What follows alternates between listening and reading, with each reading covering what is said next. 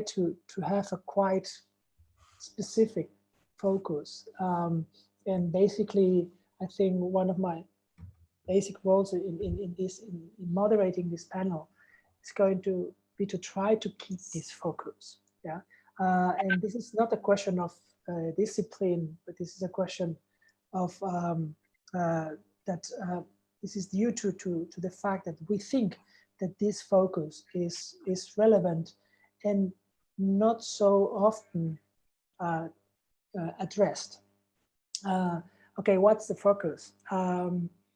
Well, the idea is we all are, for sure, in different ways, doing research, doing artistic research, or what I prefer to call or to denominate research through artistic or aesthetic practices. Yeah, if this is the case, we all, each of us, we all consider ourselves to be researchers, to be specific kind of researchers, and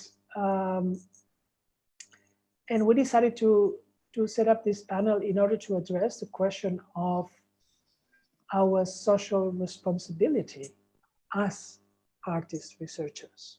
Yeah, so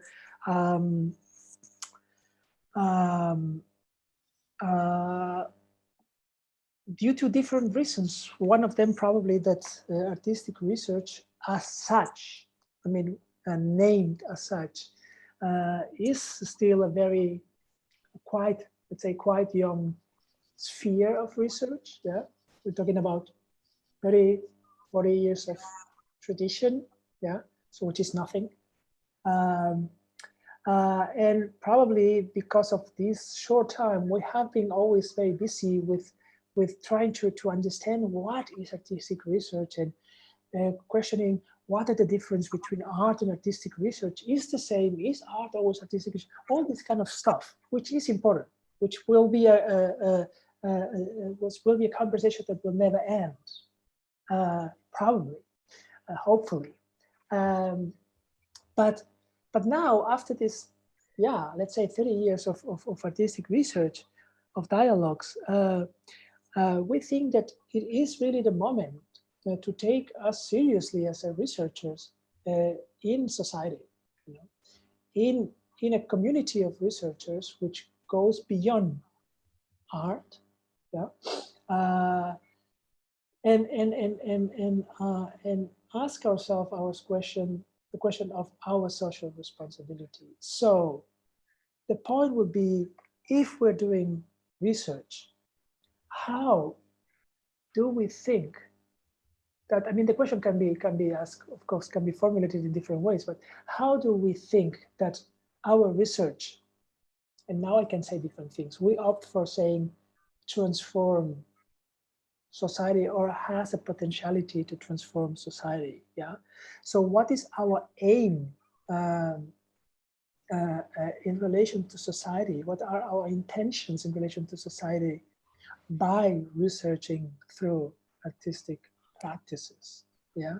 Let me, I mean, I think it's already clear, but let me ask let me work with an example. If we will be researchers working in epidemiology, this question would not be necessary to be asked, you know, because it seems like evident. Yeah, we have a pandemic. We are trying to get out of it. So our research is very focused, no, and our goals are very clear in our social responsibility. So the way we intervene in, this would be another way, in the construction of society, in the transformation of society is clear. Yeah. Okay. What about us? Yeah. What about artistic researchers? What about researchers researching by practicing art practices? Yeah. It's an absolutely open question. And that's what I have no idea what is going to happen. Is in our hands, and for now, I think this is what I would like to say to introduce the panel. Yeah, I mean, from this point, I would take position of one participant, you know, and in some moments, if I consider it necessary, I would maybe try to refocus the question. Yeah, so because it's important for us to say it's about a triangle. How do we research? What are or how are our results? And how do these 2 points of the triangle influence society? Yeah. It's about that. This is the proposal. So what do you think?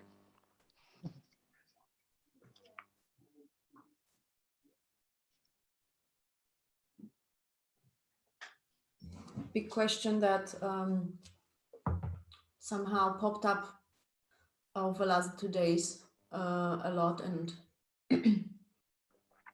I will not speak now a lot. I want to give totally space to other people, because we've been talking about it over 2 last days very much, about first with Alex and his lecture, when we really started to understand how of our research, how do we research, how the quality of it, the reality of it, method, somehow how the method is being, with which predisposition do we research. Somehow it brought me and Veza at least to a place where we realized that, of course, we are dancers, we come from dance and from practice, which is so in a body.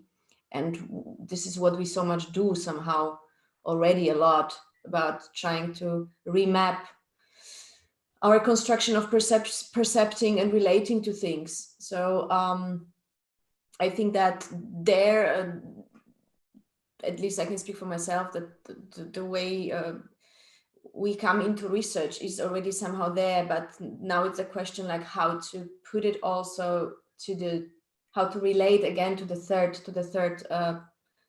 place, as you said, the triangle, how to get out of the bubble, how to make these practices and the modality of relativity or relationality be transposed into places which are not, where this research is not present, where this how is not present. How can we not impose it, but how can we invite to find these places? And I think that many of us has been doing the work that reaches towards very different places. I don't even want to say community work, because it's not always being a community work. Sometimes you go with your practice to a totally random place and very random people meet you, and they happen to be from church or from a biology institute or from a sailing community. And I think that me personally, I'm very interested in creating these random meetings, facilitating spaces for random meetings, because if the place, I've been using a lot of public space, but also places which are places where a lot of different people would meet, different nationalities, different ages, and different body constitutions, and totally different groups of people, because I found these are the places where actually the biggest chance is that random people would be able to actually engage in something, and I would be also able to engage in something that I otherwise wouldn't have a chance, just staying within my own artistic community and artistic spaces. But I'm sure there are a lot of other places and possibilities that we can start doing that. This is just some sort of my very personal experience, that I understood that this is happening. This is happening if I go to a shopping mall and I install their anti-fascist ballet school, then it happens in the shopping mall. Or if I go to a church and I start, and Magdalena was also speaking in the last panel, how people were gathering under a name of a church or religious organization to sing in a protest, and they also share practice, and there are standing people who work in the offices next to people who are part of the religious cult. So also how people come together around some sort of aesthetic propositions. And I think there are plenty of possibilities, and I'm really thinking that this is also our task somehow to exactly find them, to create them, to facilitate these spaces. Yeah, thank you. I am done for now. Because it's so nice to hear from you guys, because some of us, we talked already so much, and we engaged, and it would be so nice to hear from you. What do you think about that? So maybe I could start. Yes. I was one of those shadows you mentioned, Alex. I found it very interesting that you also used this metaphor of shadows, because that's what was in my mind all the time. Like watching your lecture and watching all those panels, and just like appearing as a number, viewers like 36, and I'm one of them. Who are the other people? I just wondered all the time. Yeah. And I also like this lecture in the dark. I think I'll copy it for one of my classes. And the question you ask, I can only answer like on an individual level or a subjective level. I don't want to make any universal statements about this. I am trying to like embrace my identity as a teacher. I mean, I'm a director and curator by training, but I also do teaching, or as we usually say, I also teach, or I also work in education, something like that. But I want to like embrace this role of a teacher and like educate the next generation of embodied researchers or artistic researchers, however you call them. And implement this thought in the institutions, because for many students it's a new concept. Also, this like first person science, or like going away from positivism or objectivism, even in the cultural studies or even in art studies. It's something they're not used to, and I hope that like teaching those classes, I will just like make it appear something natural, so they have a concept with it, and the next generation then for them it's something like they another method they know already, and it's not something like alien within this institutional context. Yeah. Great. On which level do you teach? I mean, which ages? It's bachelor level, but okay. Like they're very much in age. So like the youngest are around like 20, Yeah. and the oldest like except for the senior students, it's like up to 29 in average. Yeah. I mean, listening to you, I was thinking. So, yeah. I mean, normally when I teach to MA, PhD. So, and I was thinking, what about schools? You know, so I don't know. For sure, in your countries here in Spain, more and more in secondary education. So very young people, I was going to say kids, so somehow kids, they have to do research projects in school, you know, and to begin there, I mean, I never really thought about that, but to begin there to say, well, you can make artistic research, you know? So this idea was what you were saying, first person, not positivist, you know, and all these kind of characteristics of artistic research that we all know, to begin there. It's just a footnote to what you were saying, but for sure you touch a region which is extremely influential and to be further developed, for sure. I can add that in the Austrian secondary school system, in order to go to university, like they have to write a research paper. I don't know, and the approaches are much more creative than later in the university. Of course. I once taught some, because I was once teaching at the university very briefly, and I realized, because it was really the first year after school, they were talking about the projects before, and I realized that the projects at the high school, because there was much more freedom and not so much experience what academic language should look like or what a paper should look like, they were much more freer. It would be great that they could also do an exposition on the research catalog. I mean, not that the research catalog is everything, it's the alternative, but for now, I mean, it would be cool to deliver a paper or an exposition, right? Okay. And by the way, so thank you also for taking this in this dialogue at this first person perspective. So so what we are interested in is how do you do it? You know, what do you think? I mean, it's not about here creating theories. Yeah. So it's about what is your experience, what are our desires, what are our needs, what are our intentions.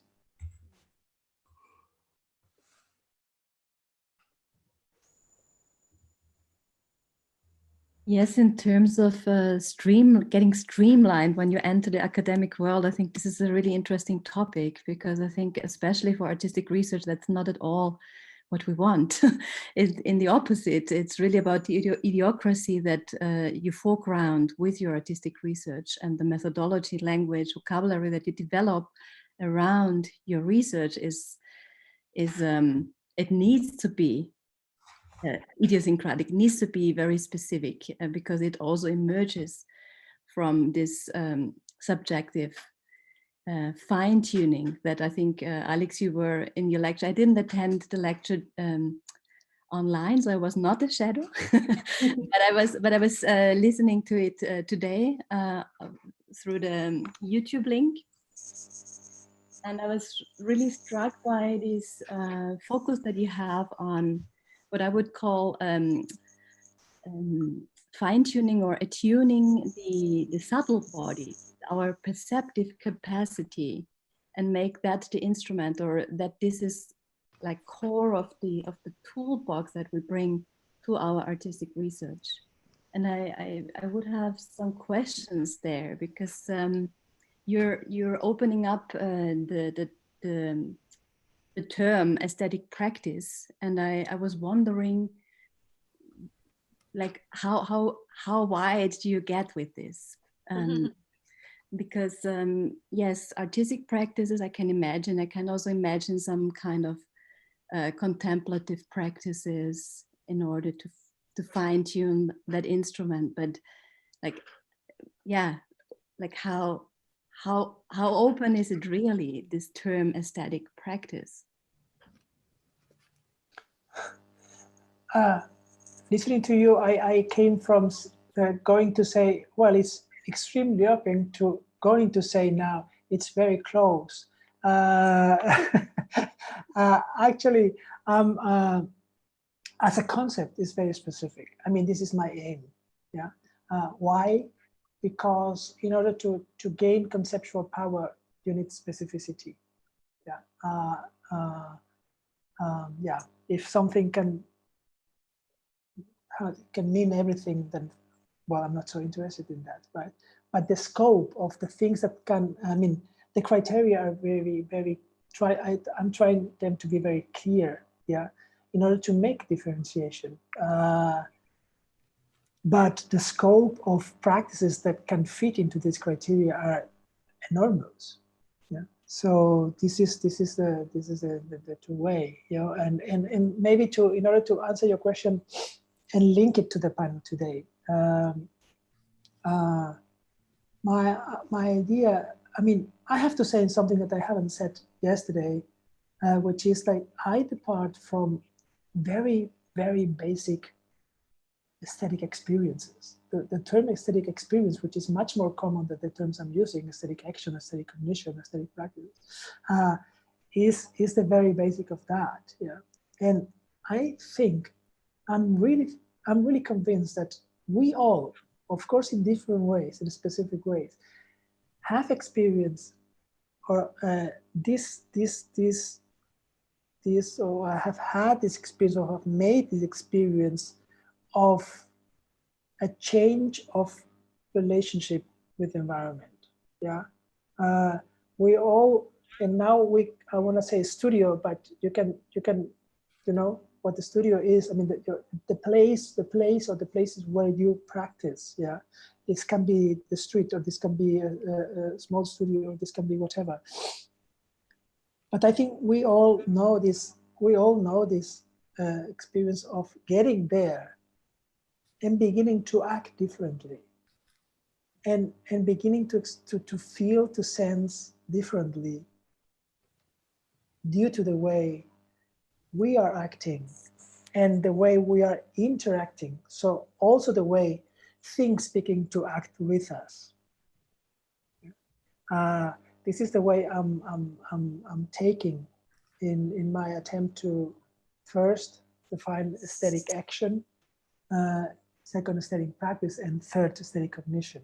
Yeah, and the idea, in order to link it to the panel today, is that aesthetic action systematizes aesthetic practices, allows a change of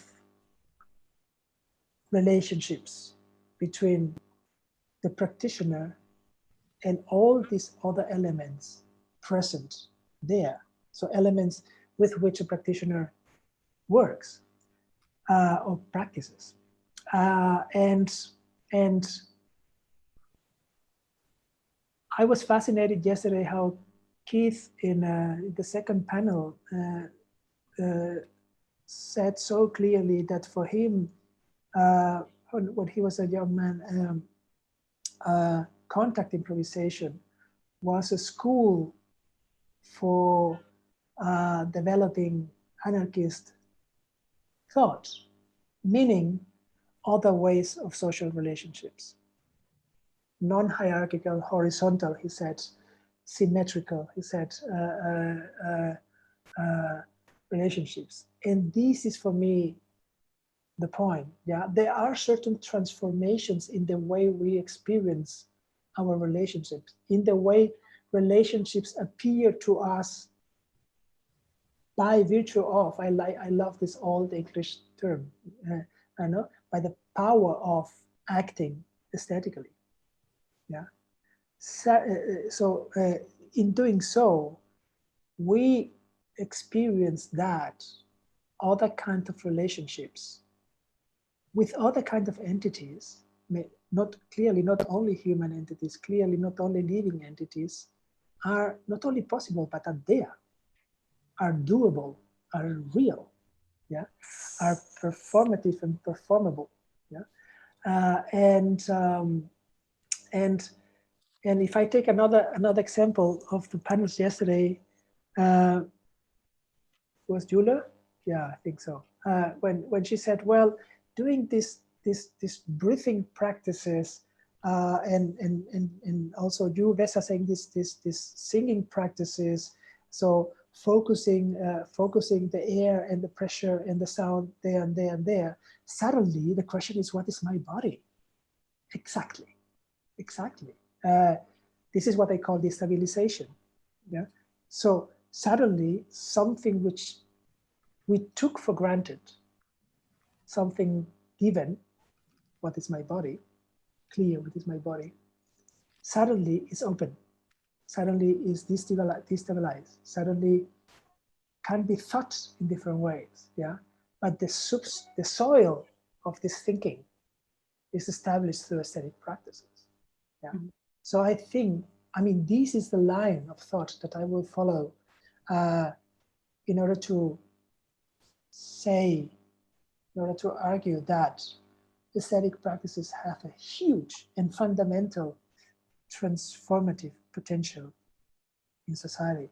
So artistic research or aesthetic research, yeah, is fundamental research, yeah, and can provide very basic conditions of possibility of transformation of concepts and relationship between these concepts. Yeah, and they take the example of what is my body, or how do we relate in a horizontal way. With do we need the state? All these classical anarchist questions. They are not only very fascinating ideas, but also experiences, bodily experiences. And by being bodily experiences, these ideas can expand in unexpected ways. this would be my line to. So I took your question to introduce the line, my line of argumentation. But I think it's good now that in the beginning of this panel that everyone contribute to say how do you think that problem? How do you think this question?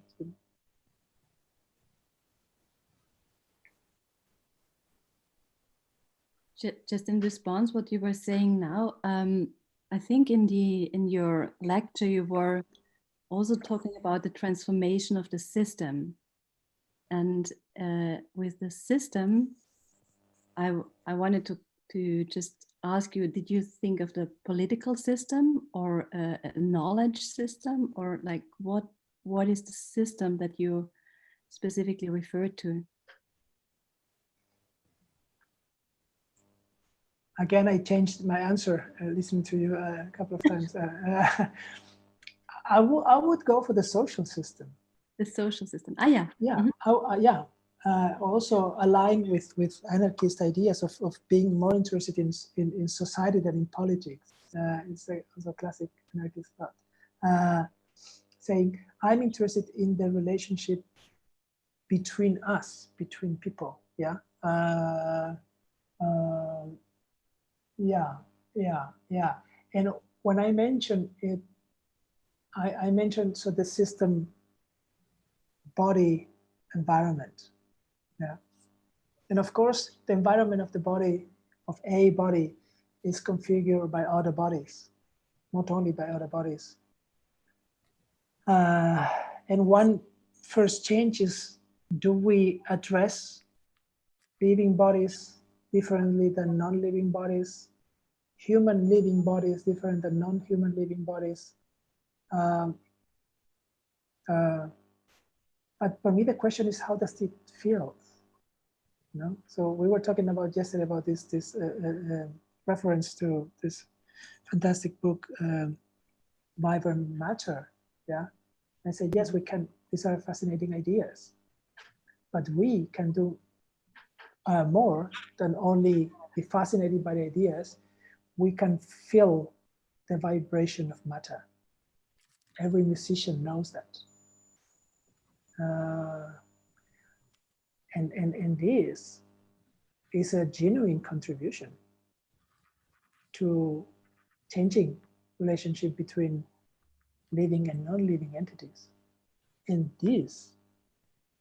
all these relationships is what I would say constitute the social system, which is of course extremely complex but yeah, I mean, as you say before, so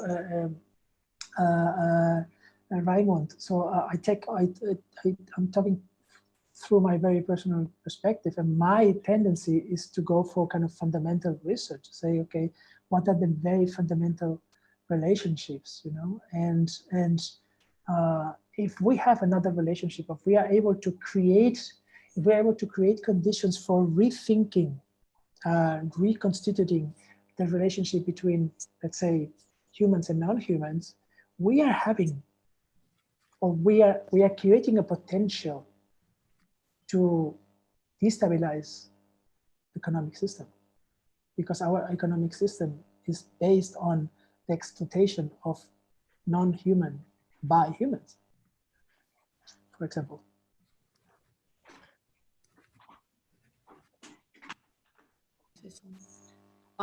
I want to just shortly refer to this, what you just said, because I think it comes to me through every panel that we had. As we yesterday talked in the night about different we's that we belong to, this question of, is there one system that we can talk of?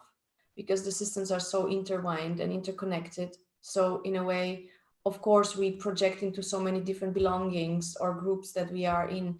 But what I thought about now, and I had to very strong think about, is about exclusivity of the research practice. Because of course, the question is, how can we make it accessible, in a sense, who will have a chance to learn these new predispositives?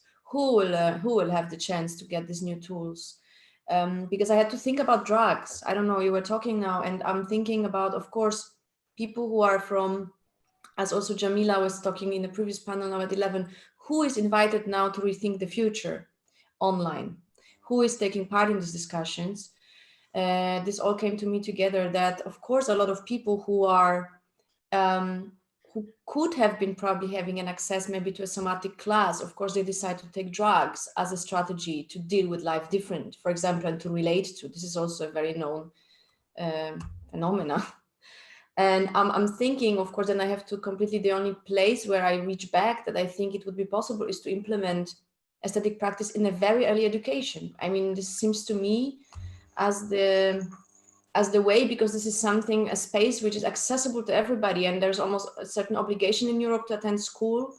So somehow I think that this is the only way where you can have these people still in a very early stage being engaged in something that reshapes the modality of basically everything from body to thinking. And was just observation. And I think that if we reach out too late, or if it's my question now, if a question simply, we have some possibilities at the moment, of course, within the different spectrums of communities and systems, but to have an inclusive experience where it is not about papers that somebody's then reading and writing and just sharing in the academic context, and the hegemony of knowledge is being still solidified, but to reshape it and to redistribute it, one would have to actually start simply making people believe that the skills that they can gain are already with them. They have to be just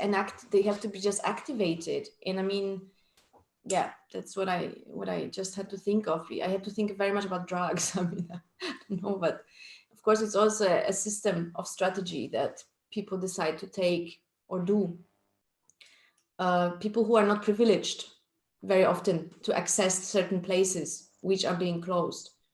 So I just wanted to refer to that. Yeah, and yesterday when Alex, you were talking about that a change that is systemic, I was thinking this is a change, like as change from the core, that is like a strategies that start in a place and they are fundamental, like it's like going to the level of relation, it's fundamental way. And I think that where is this core? And yeah, maybe it starts with us and then it starts spreading. I don't know. Yeah.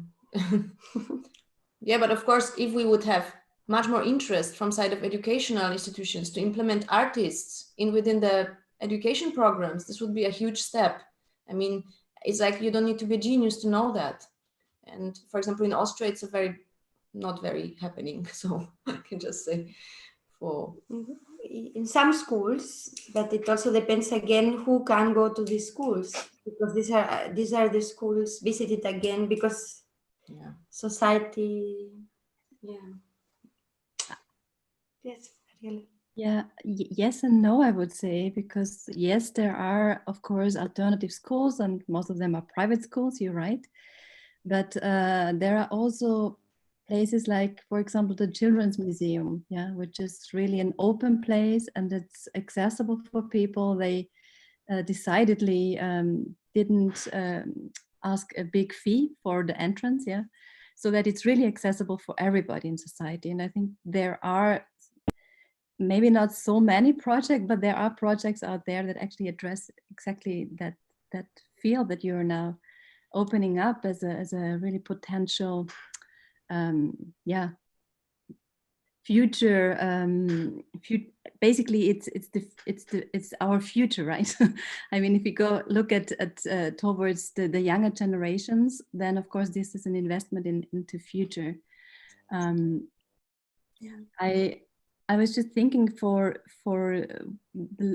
one of the exhibitions last year, I collaborated with my son, and it was a very conscious decision to do that. It's also an ethical question because, of course, as artists, usually, you know, we are in this economy of producing art, and there, even if it's tiny economies, but there is some economy. And then I was suddenly faced with all kinds of questions, like, how would I, what kind of exchange do we have for him being a contributor to my work?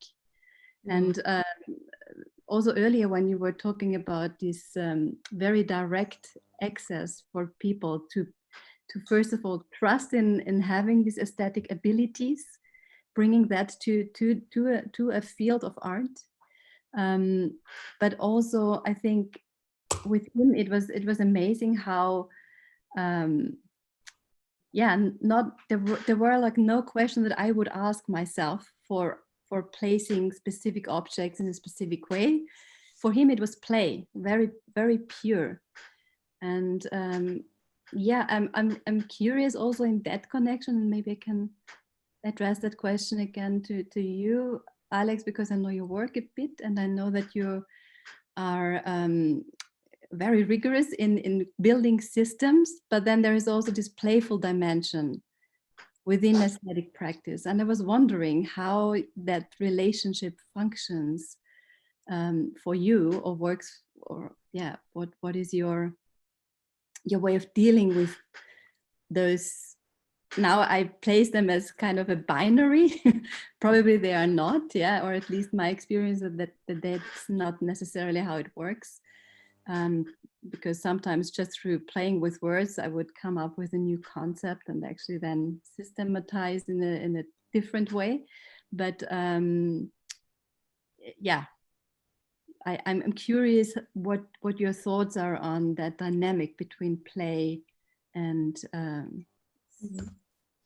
rigorous terminology, or developing a coherent or not so coherent maybe, but consistent language also for your practice. Because I'm happy to answer, but I will really I mean, we're 11 people participating. I really want the others to participate. I'm going to be very brief. So when I began my postdoc, one of my bosses, a prominent art historian, said a sentence that struck me and because so good. I mean, it's a good answer to your question. He said, there is only freedom in the playground, or in the was in German, so es gibt nur Freiheit in der Spielfeld. So, and I thought, wow, yeah. So tell me what are the rules, and then I will be able to play football. Yeah. If I don't know what is the game, I cannot move. You know, if I don't know if I can touch the ball with my hands on my feet, I cannot do that. You know. So for me, and this is always an important thing. I try to not get to be very clear about what are the relationship between means and goals. Yeah. So the rules of football are not to have fantastic set of rules. No, the function of these rules is to allow to play. Yeah. So if we play good, we don't think about the rules. We are just playing, but the rules allows us to play. So my aim as an artist researcher, I'm not a philosopher. My aim is not to build up a theory of aesthetic cognition. Yeah, I know partly I'm doing it, but my goal is to lay foundations for researching through aesthetic practices. Yeah, so my idea is to contribute, say, well, if we have maybe some concepts clear and they are not bothering us the whole time, yeah, maybe we can play better, much more freer, you know, so we can enjoy playing because we know in which playground we are, you know. So this would be my way to put it. So I need both. And I always said, well, there are artists that don't ask themselves what it is art, and this is fine. You know, it doesn't make you a better artist or a better researcher to go for meta questions. Yeah? The point is, do you need it or not? If you need it, go for it. If you don't need it, just do your thing. You know, so I need it. That's what I do it. You know, and because I also think others need it, and on top of that. And in terms of accessibility or linkability with other forms of research. Also in terms of not only accessibility, but our accessibility to other systems, institutions in which colleagues of us, researchers, are working.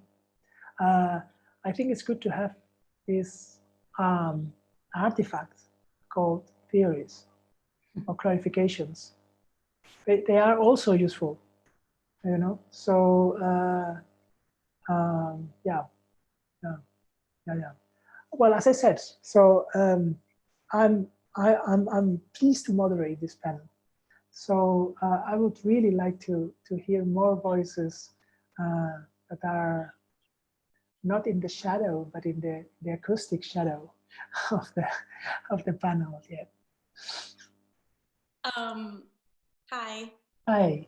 I am. I did not see your talk. I just good. have been busy up until now, so thank you for letting me barge in. But I am an improvising musician and researcher in sound that deals with sound. I did a project for 2 years called Sounding Bodies that's about researching resonance in and between bodies, and now I'm doing a deep listening certificate, if you're familiar with Paulina Oliveros' deep listening practice, which kind of uses ideas of meditation and attention in creating scores for attending to and interacting with sound, typically in groups. So it's like very much about connecting to your environment and connecting to groups, other people and other entities through sound. And so that's my background. But I was recently asked by I'm also run the Sound Lab at the Art Academy in Copenhagen, and I'm doing a PhD right now. And so my advisor recently said, like, asked certain people in a research to create listening protocols, which I think could be extended to like research protocols. I think it'd be really interesting to see, not that we have to stick with one in our lifetime at all, but like it could be interesting to say, what are your research protocols, or how do you engage, how, you know, whether it be how you noticed you engaged with one project or one train of thought, and to document that. Because I think for me, the role of research is really about documenting processes and being able to articulate them. Because as far as I'm concerned, I believe everyone does research. I mean, I think that like all people around the world are doing aesthetic practice all the time, but it's the researchers that, maybe it's the researcher's role to kind of be able to articulate those processes, and also maybe articulate these reorientations, if I can use Salome Voglin's terminology for that, and repositioning, or as a group of people I was working with recently just said, phase shifts. You know, as groups, maybe we notice transitions that a group notices, or a group experiences within maybe interacting or in a space or moving into another space, as you're talking about, Alex. So it was just a thought, like it could be really interesting to share those, because I've been in these kinds of conversations where there's so many great ideas and so many different approaches, and it would just be so nice to see it documented. And the other thing I just wanted to say is that, you know, in play and improvising, which I consider to be like play, you know, there's a couple of things that I find so interesting about that in relation to research, is that like the research is the play. As an improviser, I'm sure some dancers know that too. And you know, I often have this trouble discerning like what's the research and what's the work, because in so many cases the research is the work, or the work is the improvising itself and the play itself. Yeah. So yeah, those are my initial thoughts in reaction to what is being said.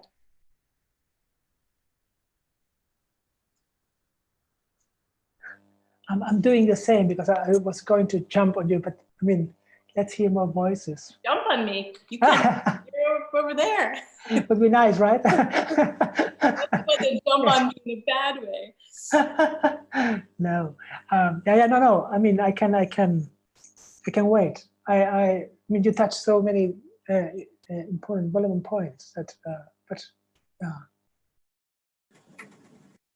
Maybe I can jump in on another thread. Yes. I'm not sure who said it before about working with their son and the ethics that came up. I found that really interesting because I work with my family and I also work with animals. So the idea of consent and authorship is something that I'm constantly wrestling with. How can I engage with other perceptual realities, particularly as I'm working with animals, and where am I in the work? Where's the researcher in the work when there is so much coming from somewhere else? So yeah, there's I'm just throwing that out there. Maybe someone has something to throw back.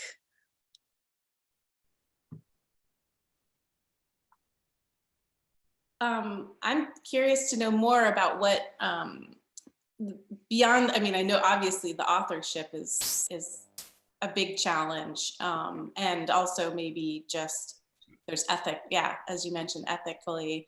I mean, my version of that is I worked for many years with people on collaborative projects, people who had Alzheimer's.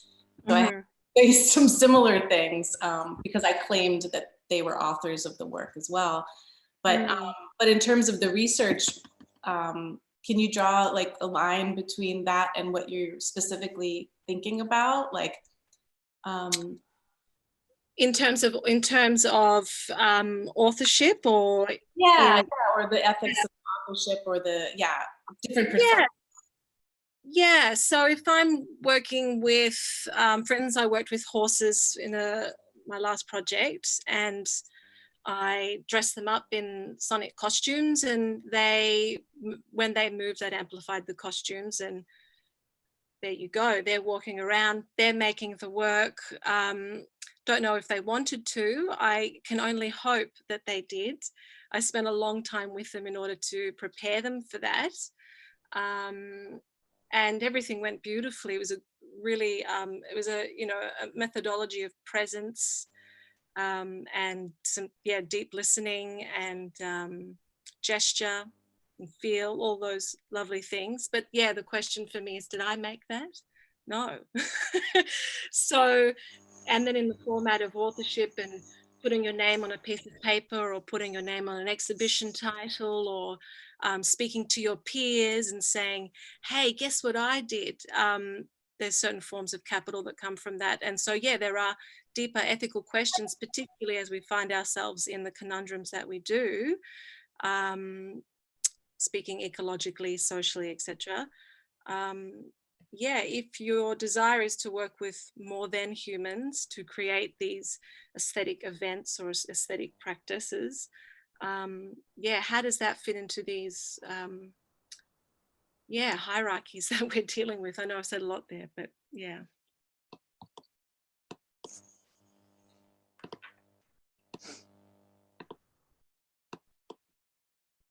Sorry, I was just making sure I saved that link that was just sent to us of your work. So.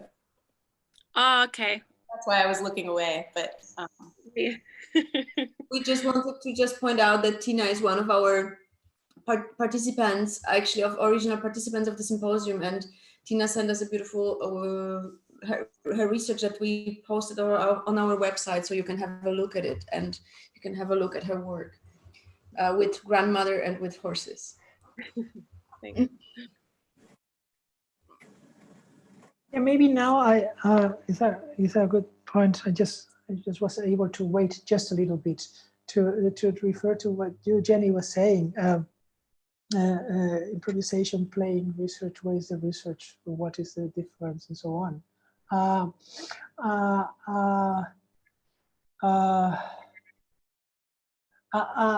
I need to introduce a difficulty in this thought. So we all have heard this question of, well, one of the difference between artistic research and other research is that in artistic research is about the process and not the results. Okay. I think this is somehow, sorry, too easy. Not that I wanted to make it complicated, but I mean, I think, let us say, I think there is a point there which is overseen. Yeah.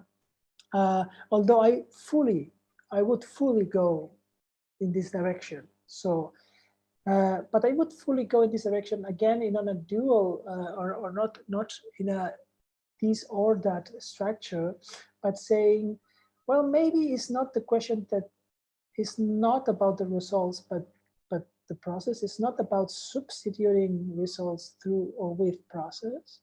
Maybe it's a question that results are immanent to the process. Yeah, maybe it's that the process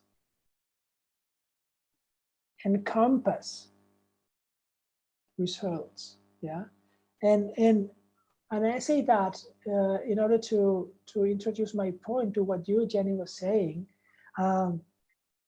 I like to say that there is a tension. There are a lot of tension bringing these two words, artistic and research, together.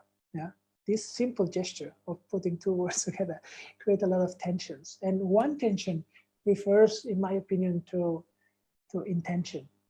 Yeah, to intentionality and to intention. Yeah. If I refer to what you were saying in terms of improvisation, you are improvising, you're playing in both sense of the word, and the structure of intention there is to play. You know, you play in order to play. Maybe you can say, well, you're playing in order to have fun, in order to enjoy. Fine, but somehow the goal is to play. Yeah. So it's an imminent goal. So okay, but in the term research, and also I think in the concept of research, there is this search in it, you know, and search has another structure of intention. We search for something. Yeah, and in saying that, we are, at least this is my feeling, we are in an immanent situation. We don't stay in it. We search for something. We point to something which is somewhere else. Yeah, and there is a tension. Yeah, if aesthetics, artistic work is, let's say, characterized by this non-intentional kind of thing, kind of non-intentional way of working. Yeah, and research is characterized by this intentional way of doing. Yeah, we search again and again. We research for something. Yeah, what do we do if we are researching artistically or aesthetically? You know, how to bring these two structures of intentionality, not in phenomenological terms, in terms of intention, of aiming at something or not aiming at something. Kant, in the third critique, came with this amazing formulation of purposiveness without purpose. That's was fascinating for me since the first time I heard that. Purposiveness without purpose. He put it as a kind of a condition of possibly for a judgment to be aesthetic.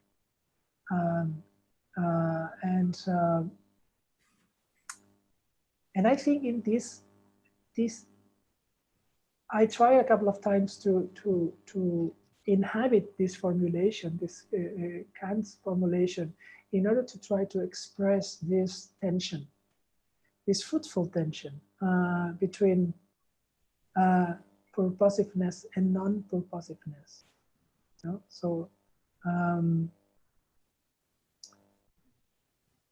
there are different ways to do that. And somehow, I always, in my work, think yeah, me personally, again, need to know what is my object of research.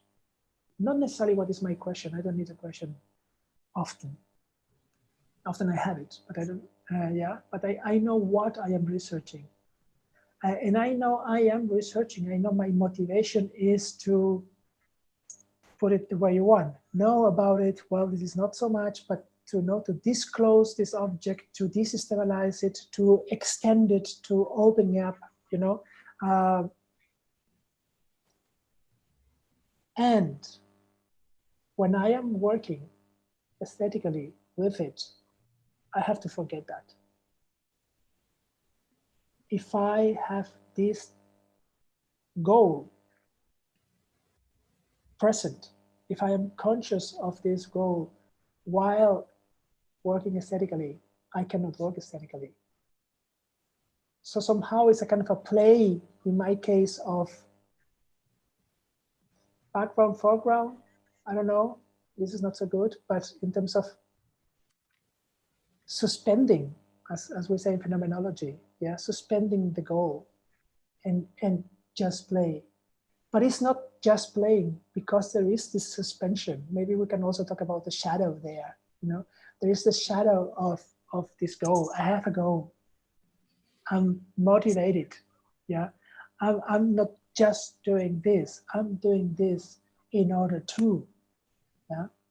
However, I qualify or specify this in order to, this intention. Yeah. But there is this for me, I mean, how to organize this coexistence of just doing for the sake of doing and doing in order to. Yeah. So, yeah, it is only process, but it's a process colored by certain intentionality. And that's why I like to talk about results. But I like to talk about aesthetic results. And that's where I come to the idea that say these results are not productive, but transformational. And transformation of what? Of what is there, you know? I'm not producing anything out of it, yeah? It is by improvising, it is by recording, it is by drawing, it is by writing that the writing, the writer, the written is transformed. You know? This is my way to put it, yeah? And again, also, I'm gonna say this to me. I'm tend to say it this way. And what is our gift to society, you know? So as you say, Magda, if we, all this is nice, we can spend hours and hours talking about that. But if we wanna go out of a bubble, yeah, and address global problems, not only our problems in how do we do what we do, but problems of people there having huge problems, all kind of problems. These people there are also us, of course. What about that? You know, what do we do with that? What kind of relationships we establish with, so between these practices, all these things we are saying, and these issues out there? Are they out there? You know, this is again the intention of this panel.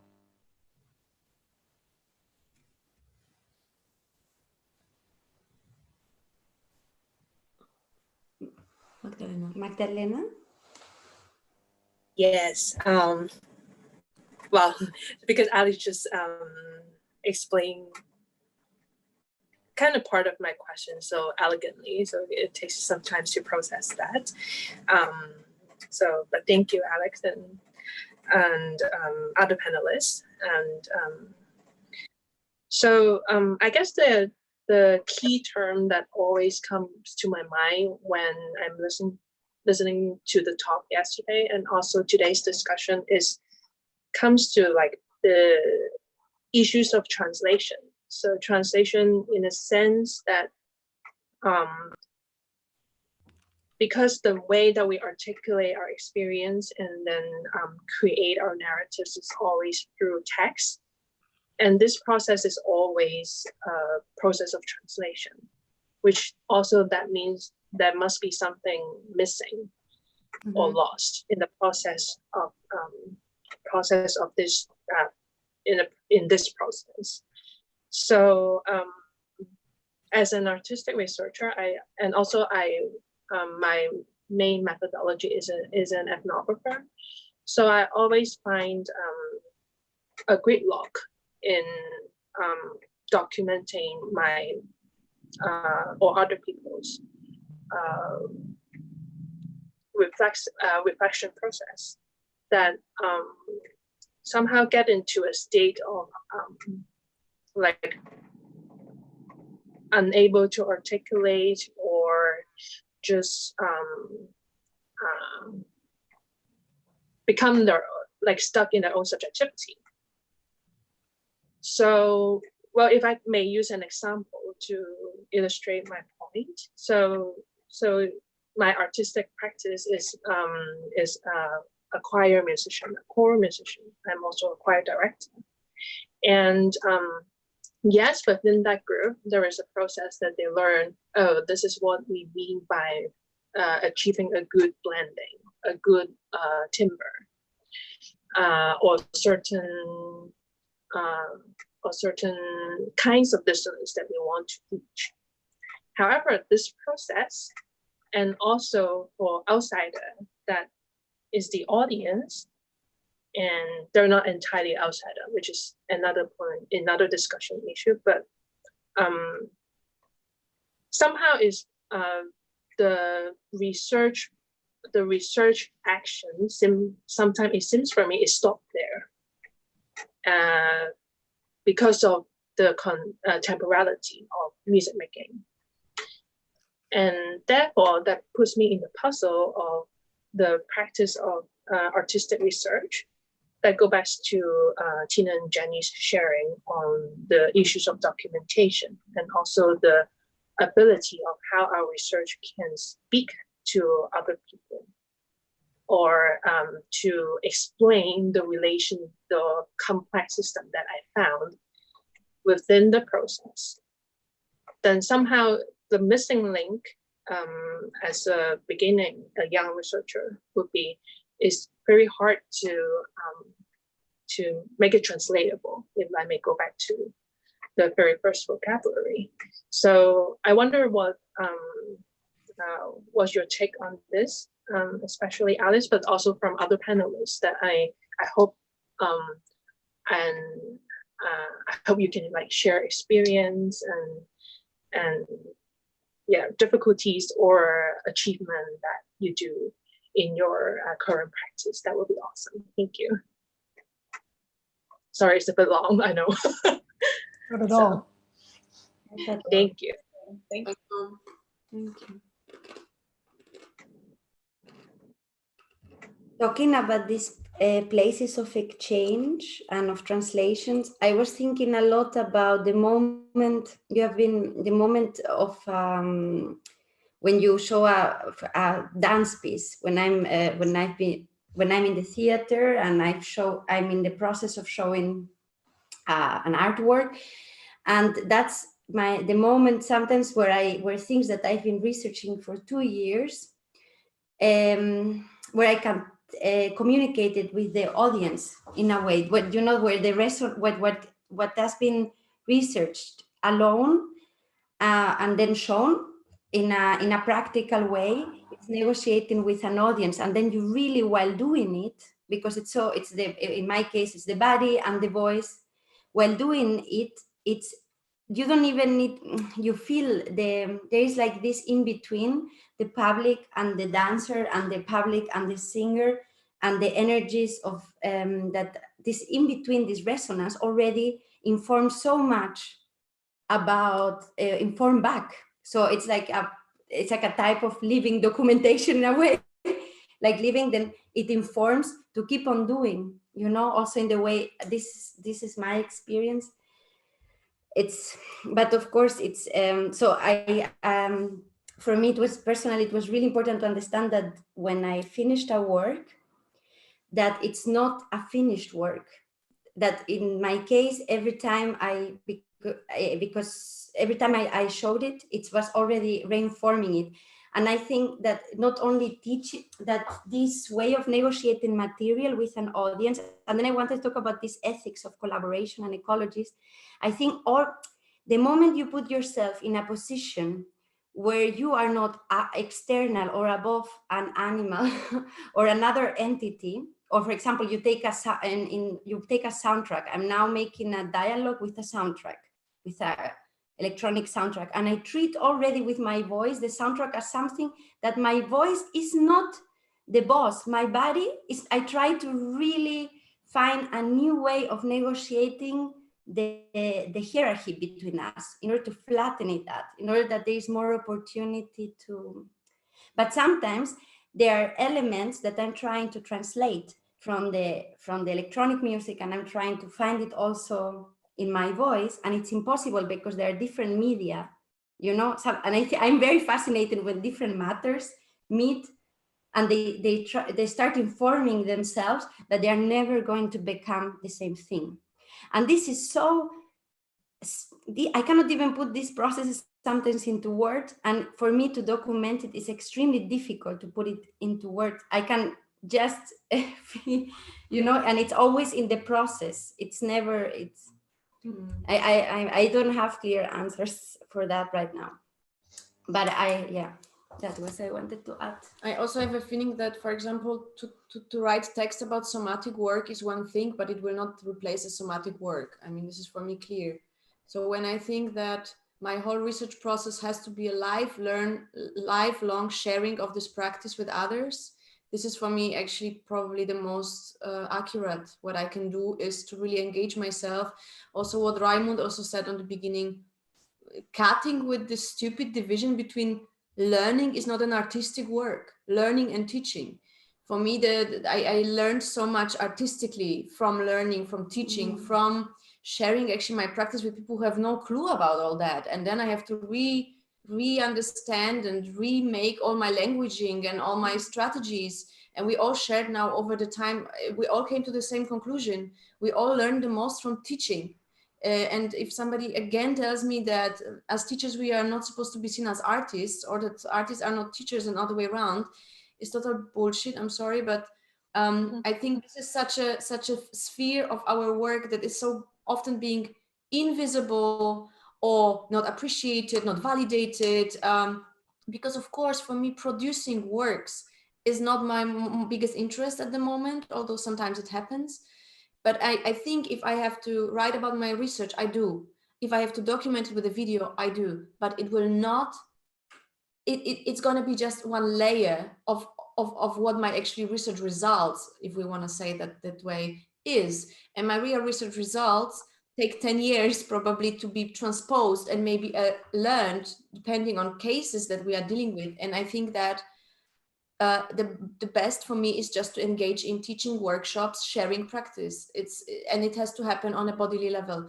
I can write about it. I can tell you how it feels and what it does. But if you are not going through that, I think your understanding of it will be also very different, because your position your position will be different to even receive that information.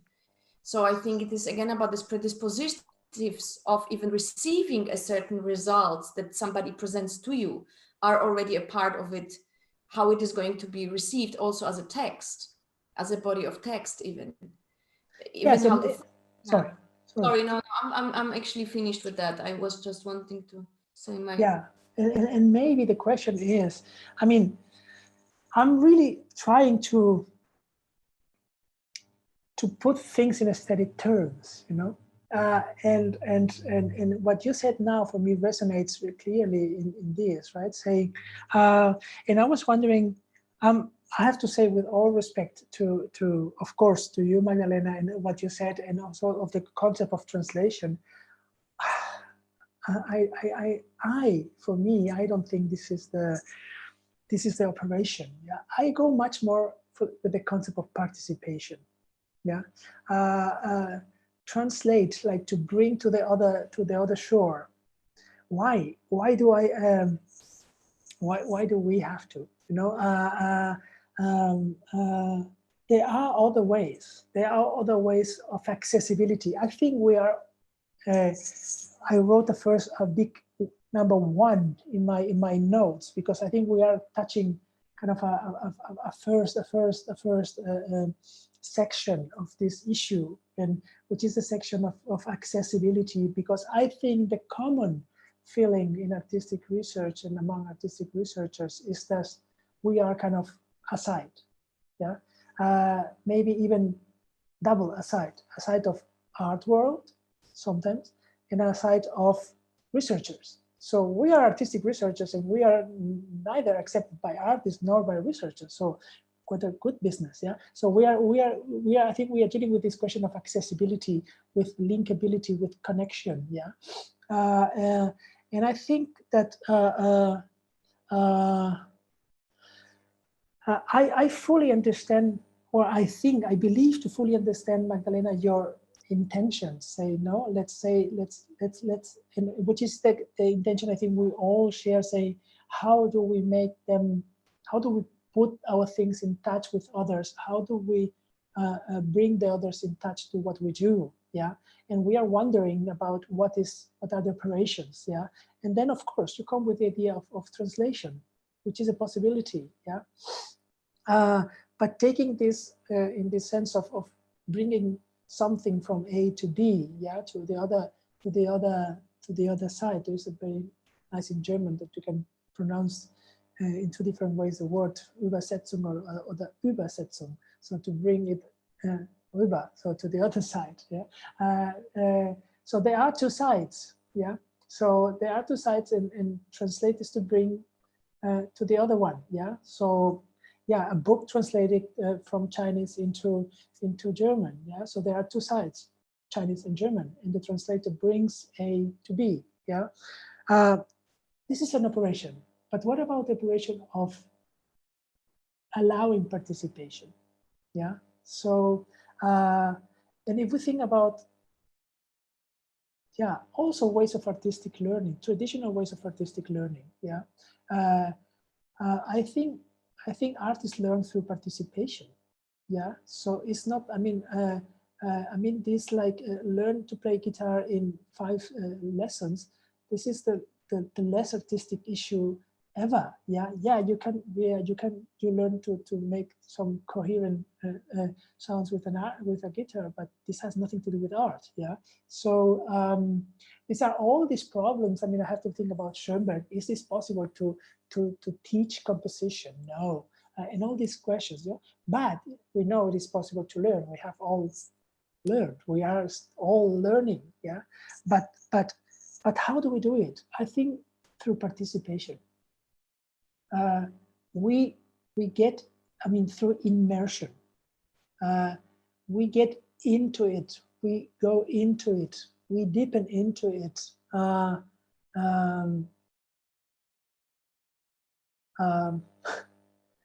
No one, I mean, I remember when I was a student of composition, and I was kind of going behind all composers, say, how do you do it? How do you do it? How do you organize your harmony? How, you know, and they were like terrible, because they would say, well, I don't know. Well, yeah. And I would say, gosh, you do it. So you could explain to me, yeah. And now I understand, no, no, I had to learn it. I had to dive into it and learn it. I have to participate. I mean, how to learn Schoenberg's harmony? Impossible. Well, to learn it, yeah, but how to explain it?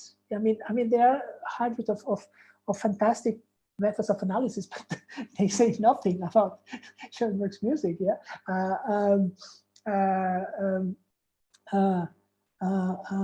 Because you have to. It's so complex, you know, and it's so irreducible. That's the point. It's so irreducible. A process, a transformative process, is irreducible. We are dealing with irreducible. Experience is irreducible. So if this is so,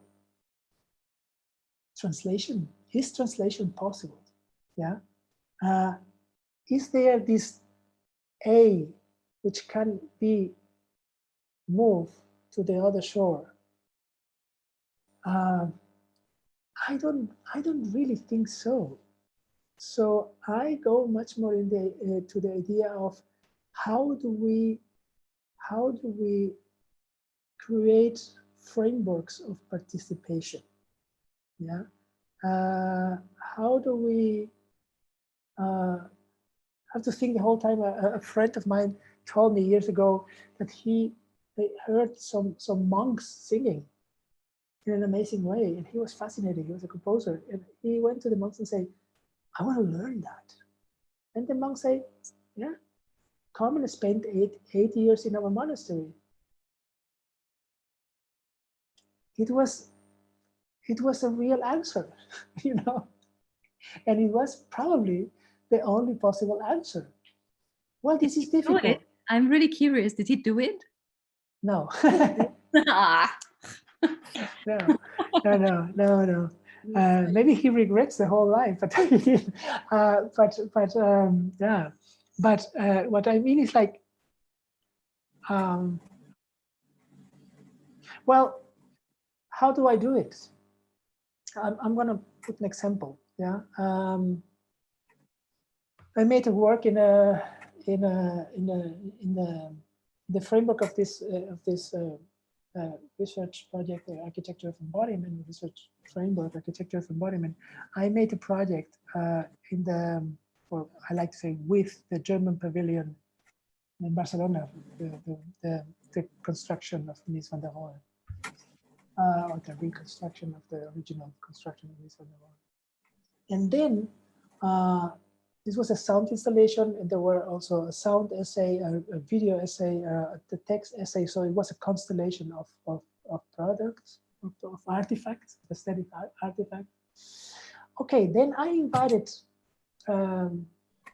some philosophers, because I want them to be part of that. Yeah, and it was for me a very nice experience.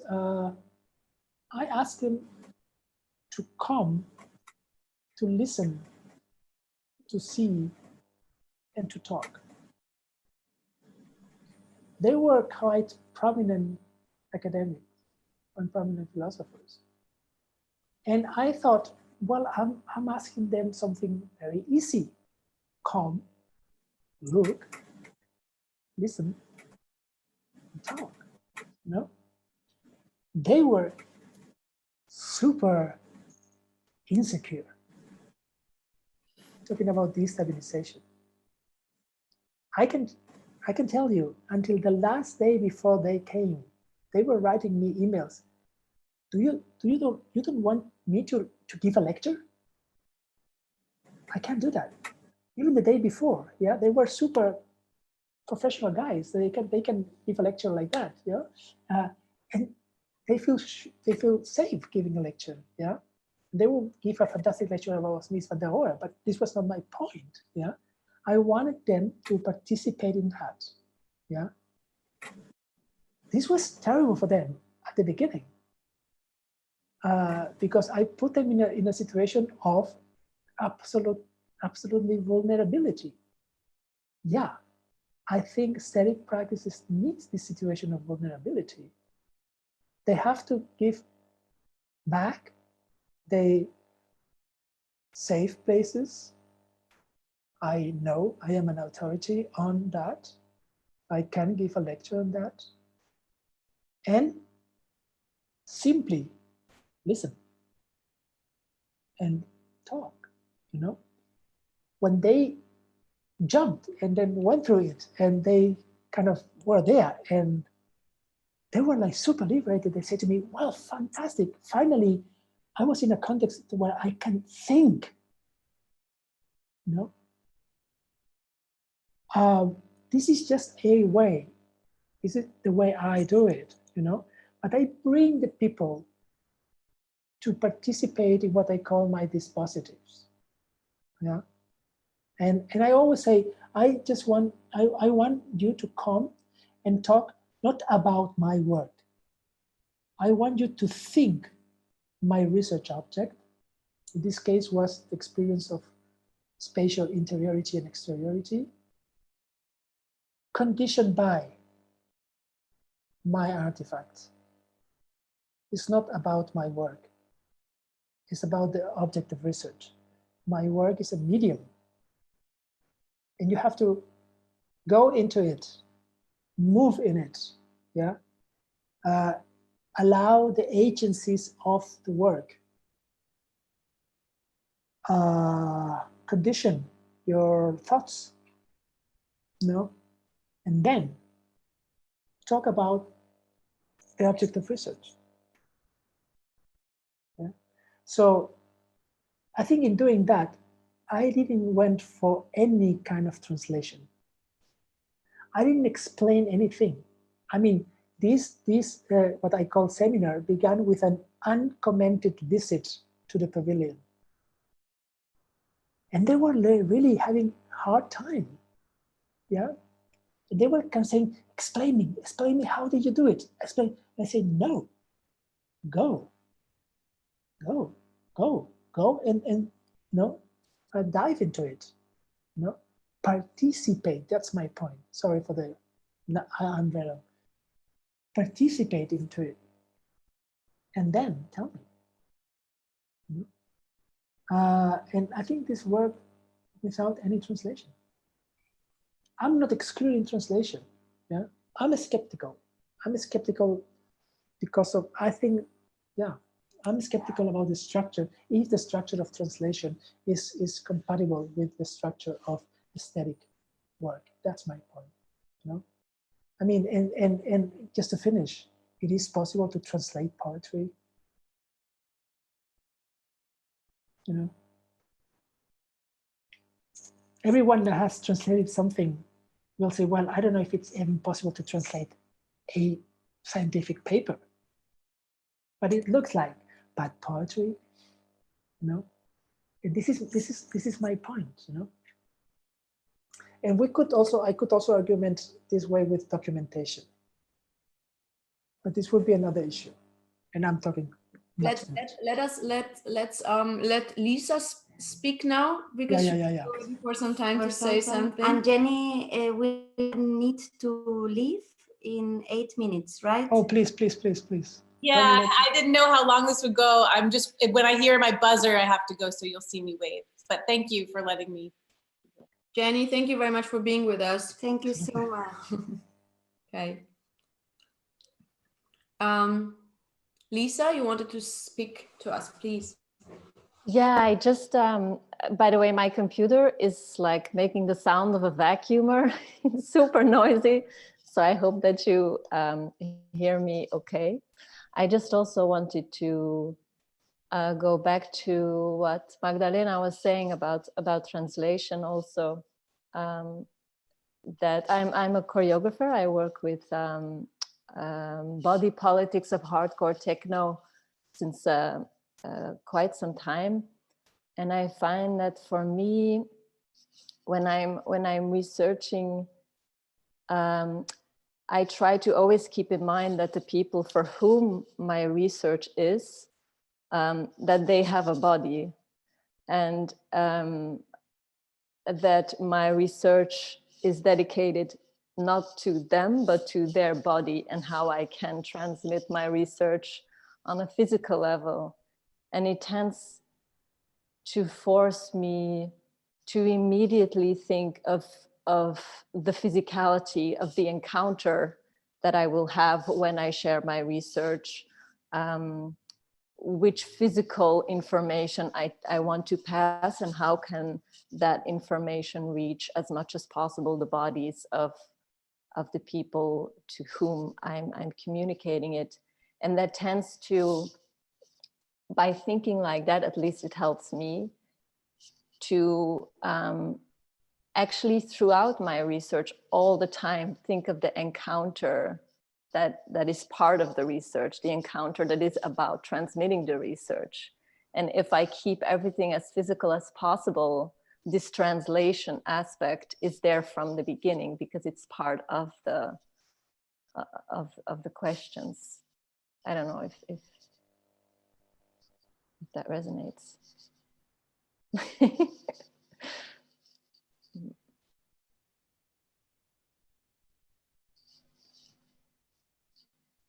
I just keep my response short because I want other people to jump in. But thank you, Lisa, and thank you, Alex, too.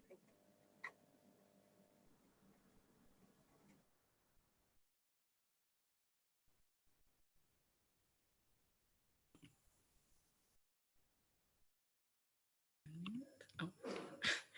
Well, maybe it's time to jump in and say something.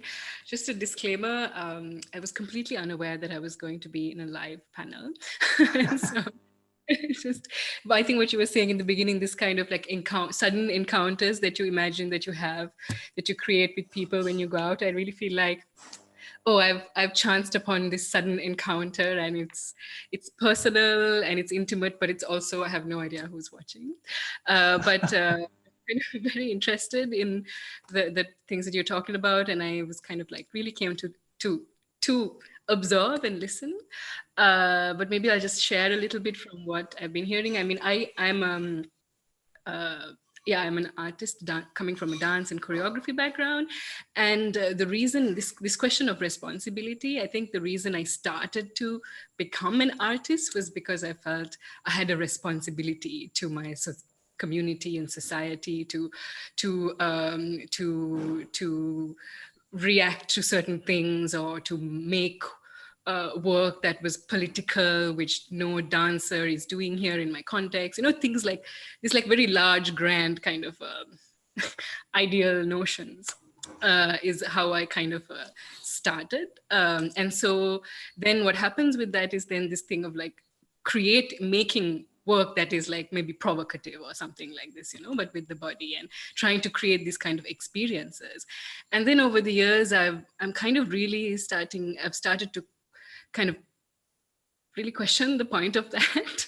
And then coming more into this thing of like really taking some time off, because also certain things that I kind of stumbled on making, finding that these moments of kind of intimate connection with people and very small moments of exchange really allowed for more profound, I'm not going to say like I don't know about transformation. I don't know if I can say that, but some kind of shift for myself as an artist, and also whoever I engaged with.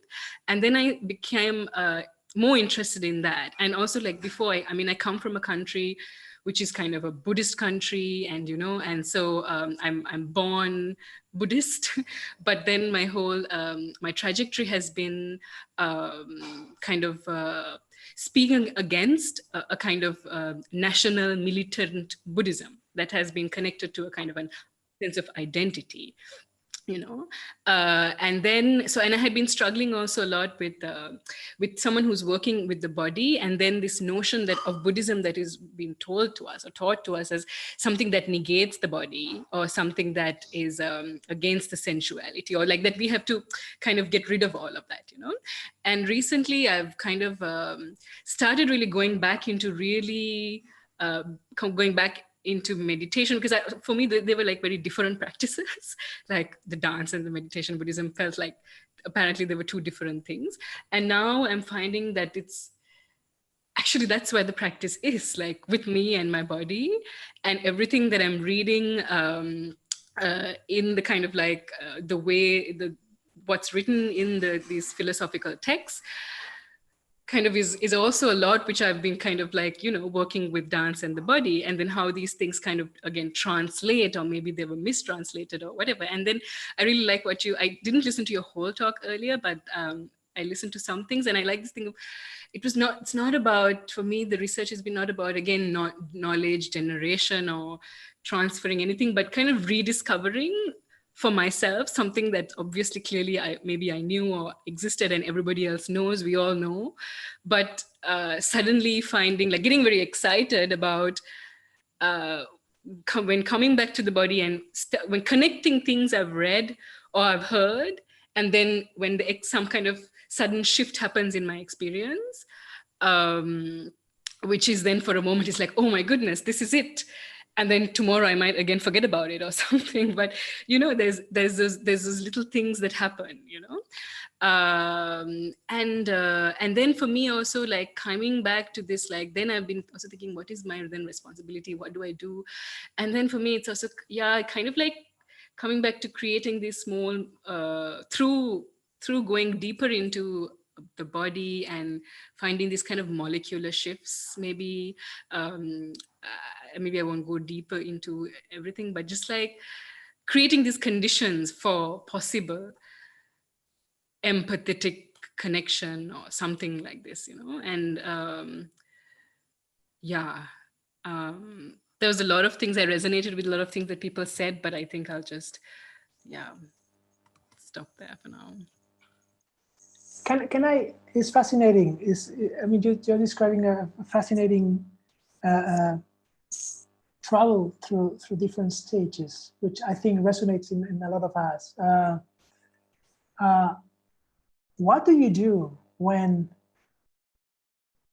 you explain all this? Let's say I'm just in your first phase. I'm just making a provocative questions to all of us. Yeah. So, what do you say, or what you do when you explain exactly this to an activist, yeah, to a political activist, and say, well, this is something very nice, but you know, we have big problems of I don't know, you know, all problems, you know. So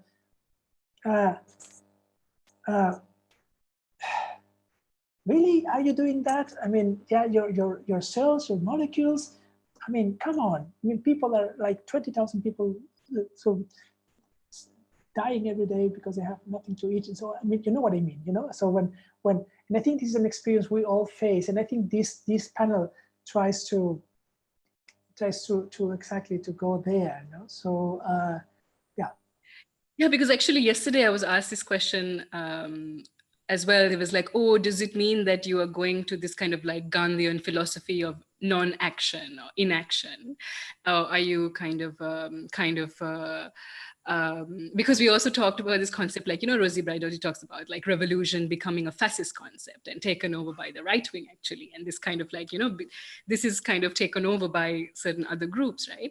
And then so she was like, so do you mean this kind of inaction and then non-violence? And then what do you know? But I was kind of, and then what does it mean to be radical was the question as well. So I don't know, I'm not attempting to be radical, I don't know, but it's kind of like, for me, I felt like these ways of, like, honestly, if I think about it, if you go out and you make a piece like that, it's there for the moment, a few people see it, and then you kind of re-represent or something the problem, and then what, right? Then you can talk about it, you can converse about it, you can make these kind of, you know, but for me, like, I felt like just kind of going a little bit deeper, and like this current moment for me feels like a preparation for, like, so we are now very obvious that we have no idea about anything, like everything is like the tangibility of the unknown is so much present now, like, you know, we don't have to convince anybody about that. And so what else can you do than prepare and kind of find ways to make, like I said before, I can only repeat myself, that something like a more meaningful shift. And I know what I'm sounding like now. Even when I was talking to her, I felt like, oh, I know what you're sounding like I'm going to repeat. And she said, are you disengaging? And I was like, no, it's not. I'm not disengaging. I want to engage more meaningfully. And I'm trying to figure out, what does it mean to engage more meaningfully and really ask those questions of that. And that also means like something has to have a shift between me, and maybe it's about something between 2-3 people I know. Like I you know, the older I get, the more I understand that there's not a lot I can do. I'm a small speck in this universe, but like, you know, maybe it's just and maybe the shift is also just transient and for that moment, and just like it goes off the next day. I don't know, but like, but I'm very interested in that and still committed to that. So it's not about disengaging, although it might feel and look like that. I don't know if I answered your question, but absolutely, yeah. Yeah, that's the point. I mean, the term engagement is really the idea, no? Because when when you move in political activist context, it seems like there is one way to engage, and the rest is not engagement. You know? So, and I think a lot of us has a clear feeling, a very clear feeling that we are deeply engaging. You know? Yeah, absolutely. So yeah. So I mean that you know, like a clear idea that political action is straightforward in this kind of, yeah. And what you are describing, I was trying to say what we do, but what you are describing, it seems like the opposite. As you say, if this is engagement, this is disengagement. Yeah. And maybe a possible question is to say, well, if we are so convinced that this is not disengagement, but the contrary, we'll come back again to the question of accessibility. How to make accessible this certainty that we are engaging to those that think that this is a form of disengagement. I mean, this is one of the possible questions. I just wanted to insert something that, because what Venuri mentions, I have a feeling it sits a bit along this way of sustainable, long-lasting engagement that doesn't make us dead, or that doesn't make us completely tired, or doesn't, because when I observe the currents of the world, I mean, it's a repetitive circle that we are in, of course, over centuries. There's not much that we can now expect that suddenly everything will change for a long-lasting period of time. I have a feeling it always oscillates between the very roller coaster emotions of explosions and downfalls all the time, and I don't have a feeling when I see back in the history that there's been really a different option, and we are still the same, sort of, it seems, whatever system is we are embedded in.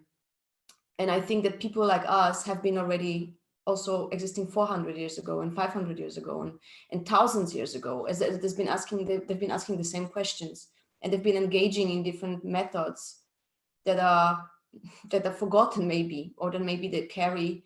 But I think that there is something about how you speak about your community, about making political and activist work in a very near surrounding, is exactly, I think, the cell community that we can engage with. I think also in much, without this, what we talked about yesterday, Alex, without projecting ourselves to be somewhere else, to be exactly in the present and see what are the problems and what are the changes that we can probably initiate within our own small communities, and understanding that this is as important as thinking about the global problems.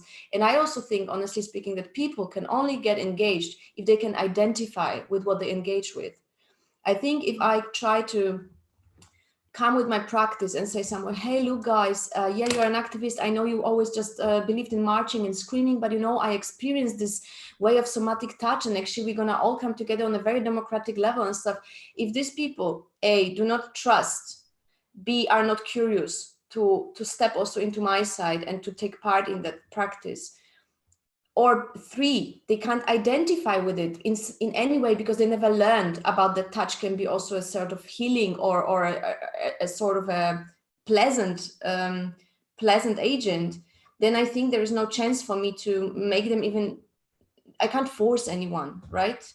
This is the point. So I'm thinking that probably it is very easy for us to also understand that we need to, yes, this part of translation that is in the engagement and in the participation needs to already be there from the start, to understand where does the speaker that I'm talking to stands, where does he come from, what is his memory, what is his bodily memory, where does he come from which place he's coming. And either I propose him ways of negotiating together the rules of the game that we don't even know what the game is yet, and I let him from the beginning on to ponder with me together these rules. So let's invent the rules together for our own game that we're gonna now name our game.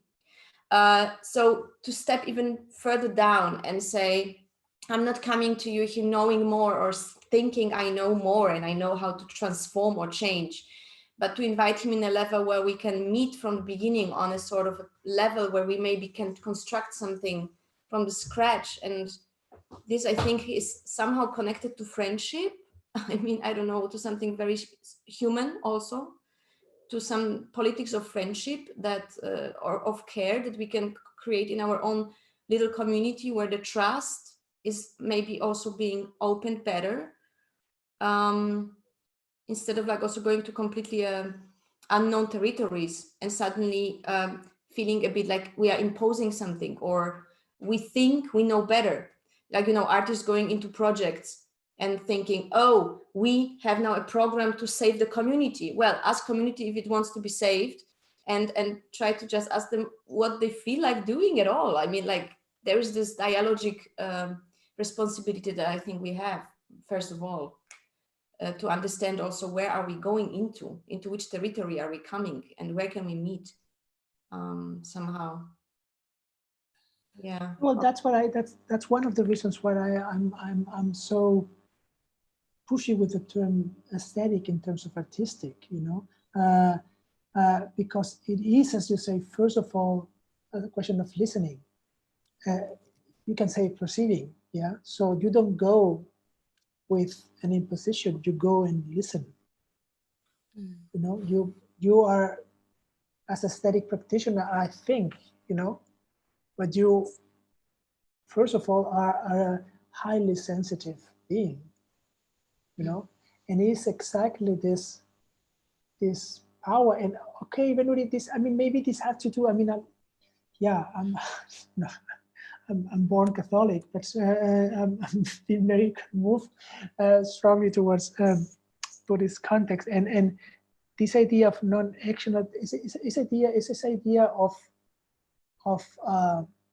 which is very difficult to put in our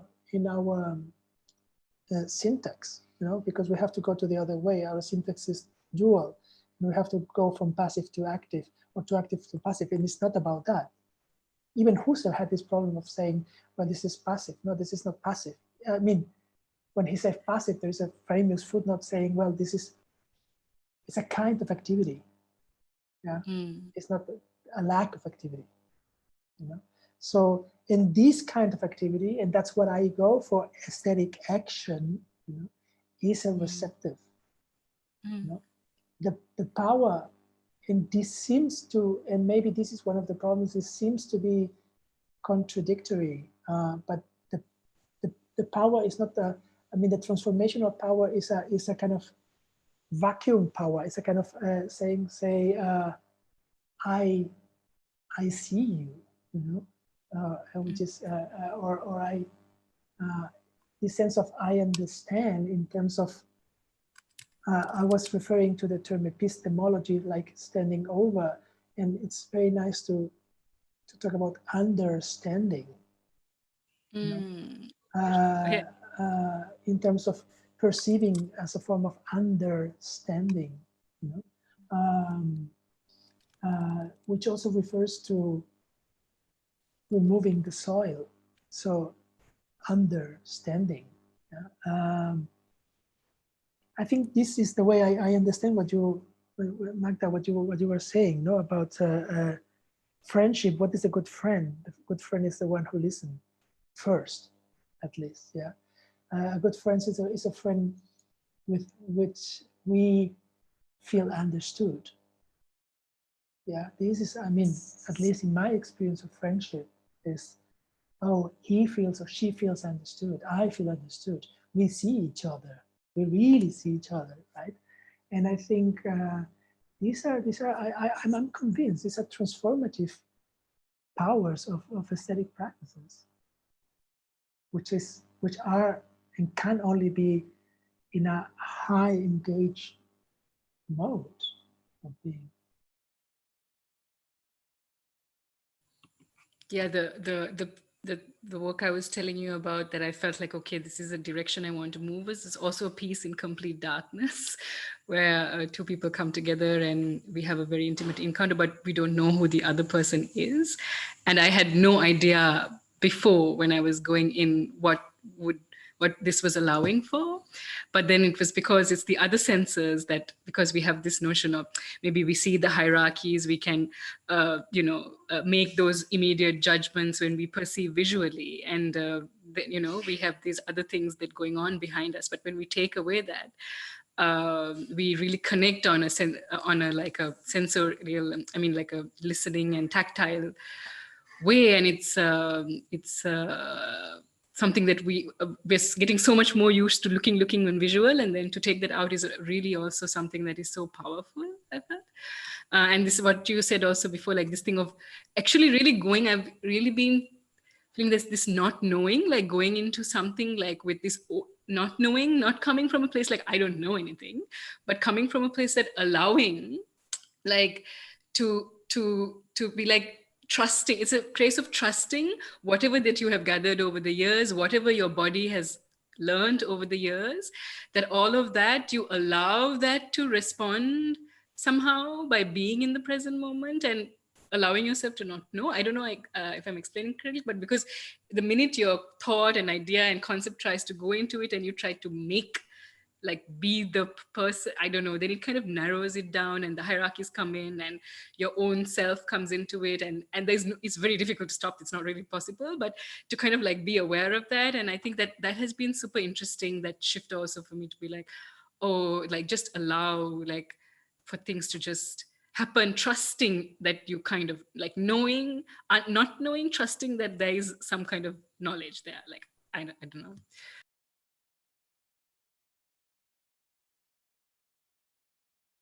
Maybe I think it's a good time to say something. Well, thank you, Magda and Veza, for bringing the symposium to us, and Alex also for your talk yesterday. I think I also resonate with a lot that everyone has said, and maybe I will also share my journey a little bit. So Alex, I don't think you remember, but we met in Oxford with Shelley about 8 or 9 years ago. And that's actually where I started thinking about doing a PhD.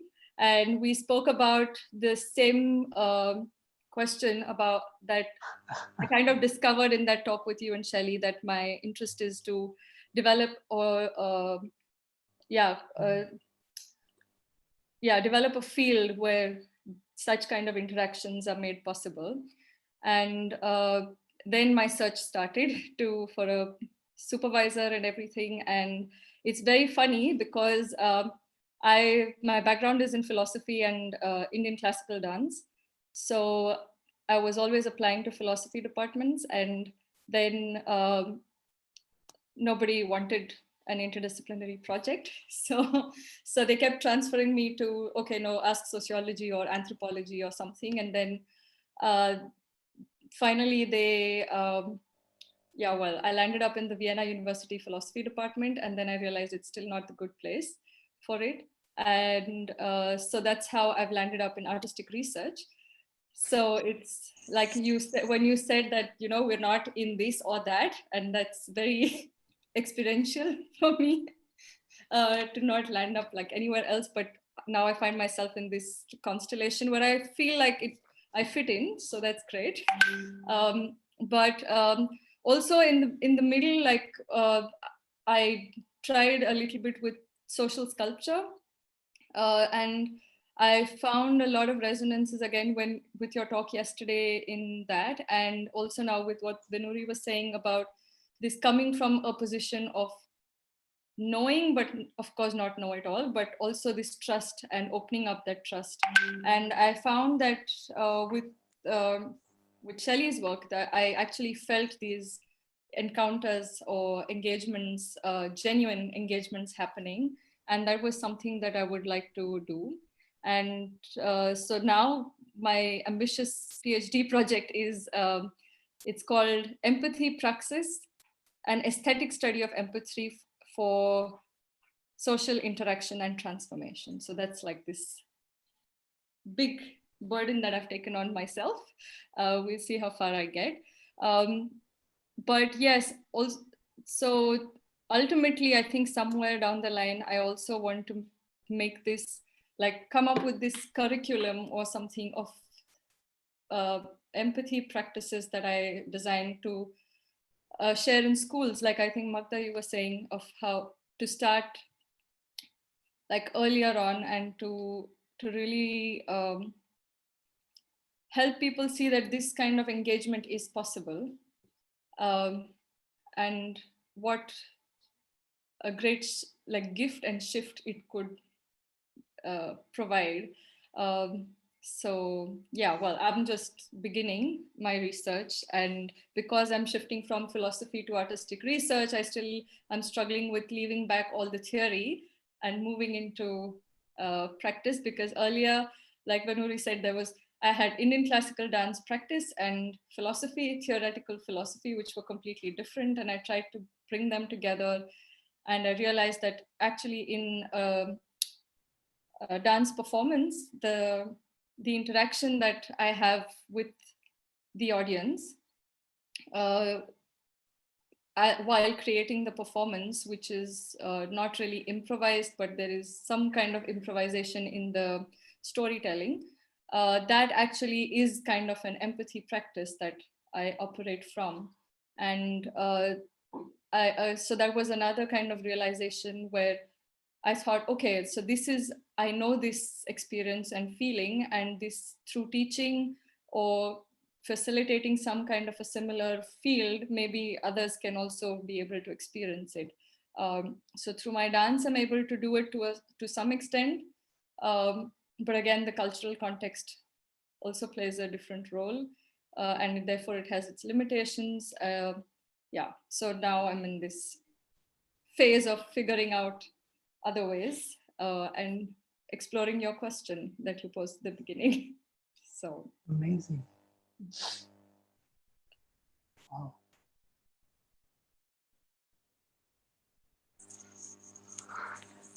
Thank you, Jen Javi, for your introduction. I'm happy that you also joined the panel. Yes. Sorry, I also wanted to just mention to Magdalena that when she spoke about translation, I just thought of a text that I had read last year by Sandeep Bhagwati, the musicologist. And he, I don't know if it's published anywhere, because he sent it as part of this research group that I was in. And it's called Translating Music or Towards a Patter Music. So he's talking about patter translation, which I can quickly just read out to you what it means. A patter translation is a translation that is not focused on reproducing the same meaning in another context, but one that looks at a phenomenon from one context and considers the new meanings it can evoke in a new context. This can be a powerful approach in art making, and it can open up new experiences without necessarily creating new things. So I don't know if that helps to, yeah. Yes, thank you. Super helpful, because in my ongoing ethnographic work, and also I do a lot of participant observation methods. So like one thing I'm trying to figure out is in Hong Kong, in the context of Hong Kong, we often so classical repertoire, Western classical repertoire has been part of our culture for a long time. So like we sometimes we use it as a you can say we contextualize it, or we can say we engage with this particular set of repertoire to express ourselves and build our community, and use it as one of the codes to deliver and express our subjectivity of everyday life. So that's already part of us, but then we are, so in my own work, I'm trying to find ways to make sense of this recontextualization, because it is not purely an acculturation, but there is more in some kind of, if I may steal the term, transforming process that that form new communities or new meanings of existing cultural codes into something else based on certain context or based on certain new environment. So what does it mean to be performing that in a concert hall? What does it mean to perform in a demonstration situation? Or what does it mean to make use of it and alternate a little bit in terms of performance methods, so to speak. So it's a work in progress, and yeah, and thank you very much for your selfless sharing about that. And I totally understand of being in between disciplines, because yeah, I feel you.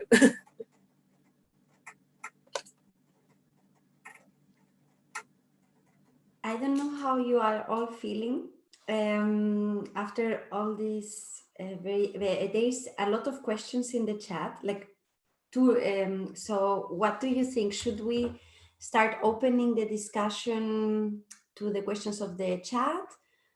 I think it's a good idea.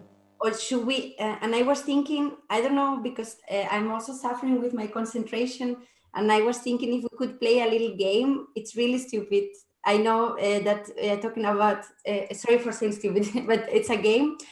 And I think it's important because the questions are big, and probably we are gonna talk for a little bit.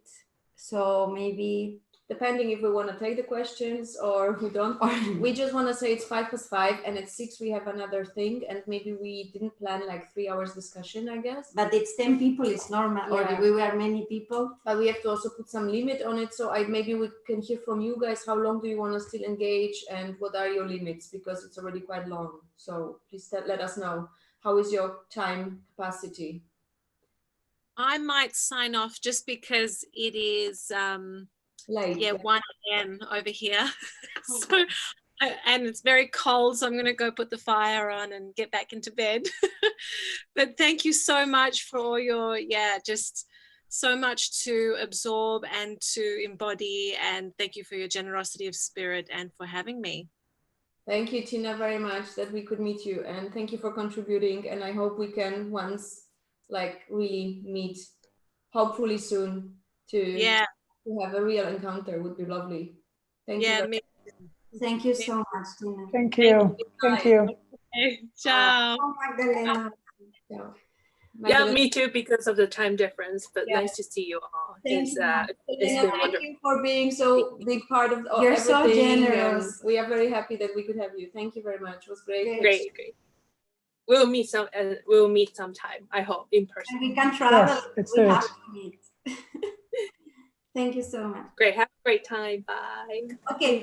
Bye. Okay, for the people, it's really fast. It's a 2-second game. For the people that stay, I will say a color, and you have to put in front of the camera a thing in this color. Okay? Okay. I start now. Yellow.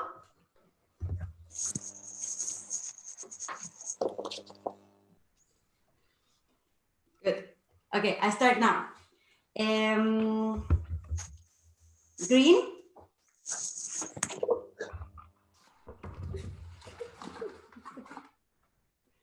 Good. I start now. Ethereal. Ethereal. Oh my God. Ethereal. What does this mean? Like from that is ether. It's not. It's like nothing inside. Yeah, great. See what it can be. Okay, it's kind of artistic. It's artistic. It's artistic game. Okay. Title.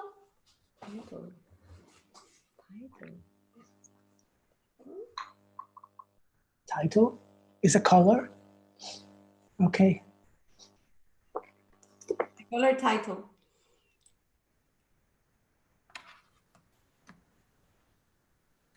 Okay. Move.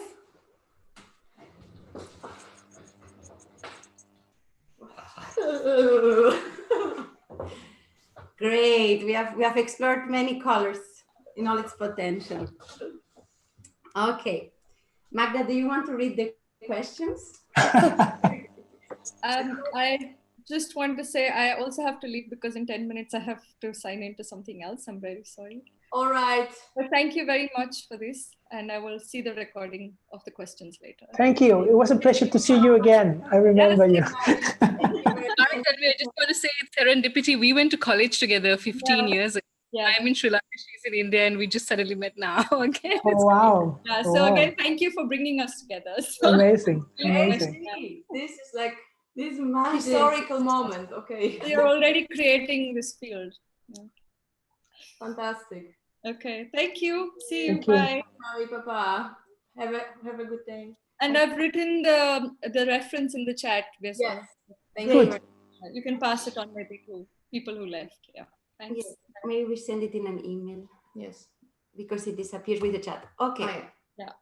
Okay. Can I leave or will it disappear? No, No, now it's now it's forever. It's on. It's It's on. on. It's in it. Yeah. Bye. See you. Bye bye. So I think also for you, I don't know, I mean, you have to say, but also for you, probably it's good to have a break between things. So maybe should we say maximum 5:30? Yes, let's do that. I would be very also much for that. Or even 5:20 to have a I mean, little. let's make a limit, and we have here. There are not many questions. There actually, it's like one very big question that is like being enveloped every time somebody hears something more than I think the question is growing. Okay. But well, all right. I mean, there was a question that I think we answered already. What can we do as artists to consciously create art that can more and more participate in the aesthetical perception of audiences? I mean, we've been talking about it now. A lot of propositions, a lot of own experience. I think that this question is being already discussed a lot. But another question is maybe a bit more something that we didn't talk about. Christoph is asking, I'd be curious to maybe hear something on the limits of research to artistic practices, not only in terms of what it is considered as an artistic practice, but especially when and how is it validated? The limits of artistic research. That's the question, basically. Well, and sorry. Does it have to be, and if so, how and or why? Also with an economic question, just like every research. So basically, yes, what is the validity of artistic research? What limits does it have? And in sense of economy, probably, how could it, where is the place? Yeah. Yes, that came up now. Yeah. I don't know, does someone want to say something? I think my perspective is that artistic research can change economy, basically. So I think that placing it in a terms of economical system that we have now makes no sense to me, although I know that we exist in the system, but I don't want to accept it. And I just want to think that we rather try to just undergo, with our practice and with our connections, of course, for me, in terms of limits, this is what I think. I don't want to think about limits. I think that artistic research or findings and results of artistic research could influence many different structures that could potentially lead to transformation also there. So for me to now think, how can I inscribe into that system is a bit subverting my practice. I don't want to think about that, although I know I should. But yeah, I think we all should. I mean, we cannot avoid. I know. But maybe what I want to say, so links very well to what you say. I like to think that our ways of transformations are indirect ways. I mean, transformative changes had some kind of indirect quality. So if I compare it to substitution, yeah, so this is direct. This is now is this, I'm taking that, yeah. I like always talking, I put this in terms of creating conditions for, yeah. So if we remember, and as we do all the examples we all have been giving, yeah. I was also very touched by this idea of saying what you say, Lisa, about I'm doing it for bodies, you know. So I'm considering a body, yeah. This is not an attitude. This is an action. It's a way to act, you know, that allows other things to happen, or allows things to happen differently. That's the point, yeah. And how? Well, I can only repeat in a different way, yeah. And if economic relationships are now based on hierarchy, domination, extraction,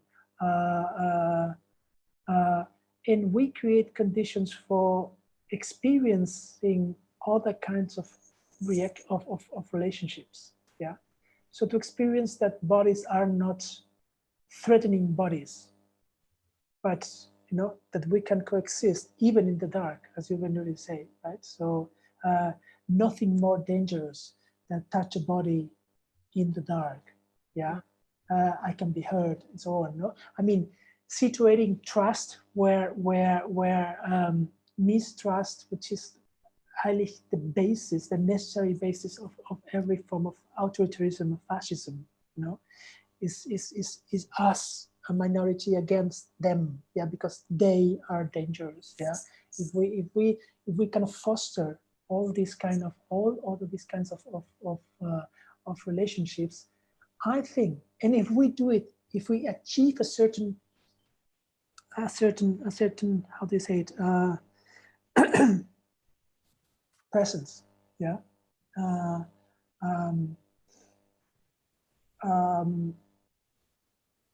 It is thinkable that this can affect economic relationships, or the way we think economic relationships, yeah. This is not going to change it like that. This is not, we're not talking about revolution, yeah.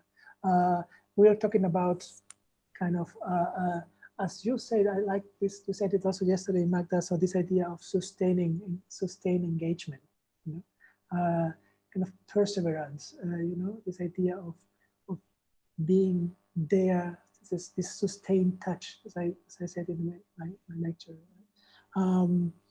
I think this is a way, and we need a lot of ways, but this is a way to influence, to intervene in changing our relationships, even also our economical relationships for the better. Nevertheless, I like to talk about limits, and I think it's important to,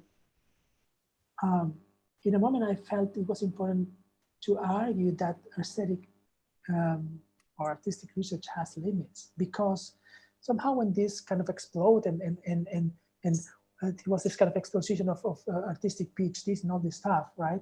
So suddenly artists should be able to do everything, you know? And I say, stop it, you know? No one, no mathematician, no physician, no anthropologist, no one can do everything. And this is also, this connects with the idea of ecology of practices, yeah? So if we could do everything, we would not need any ecology, you know? We would do it, yeah? The point is that we need to do it together.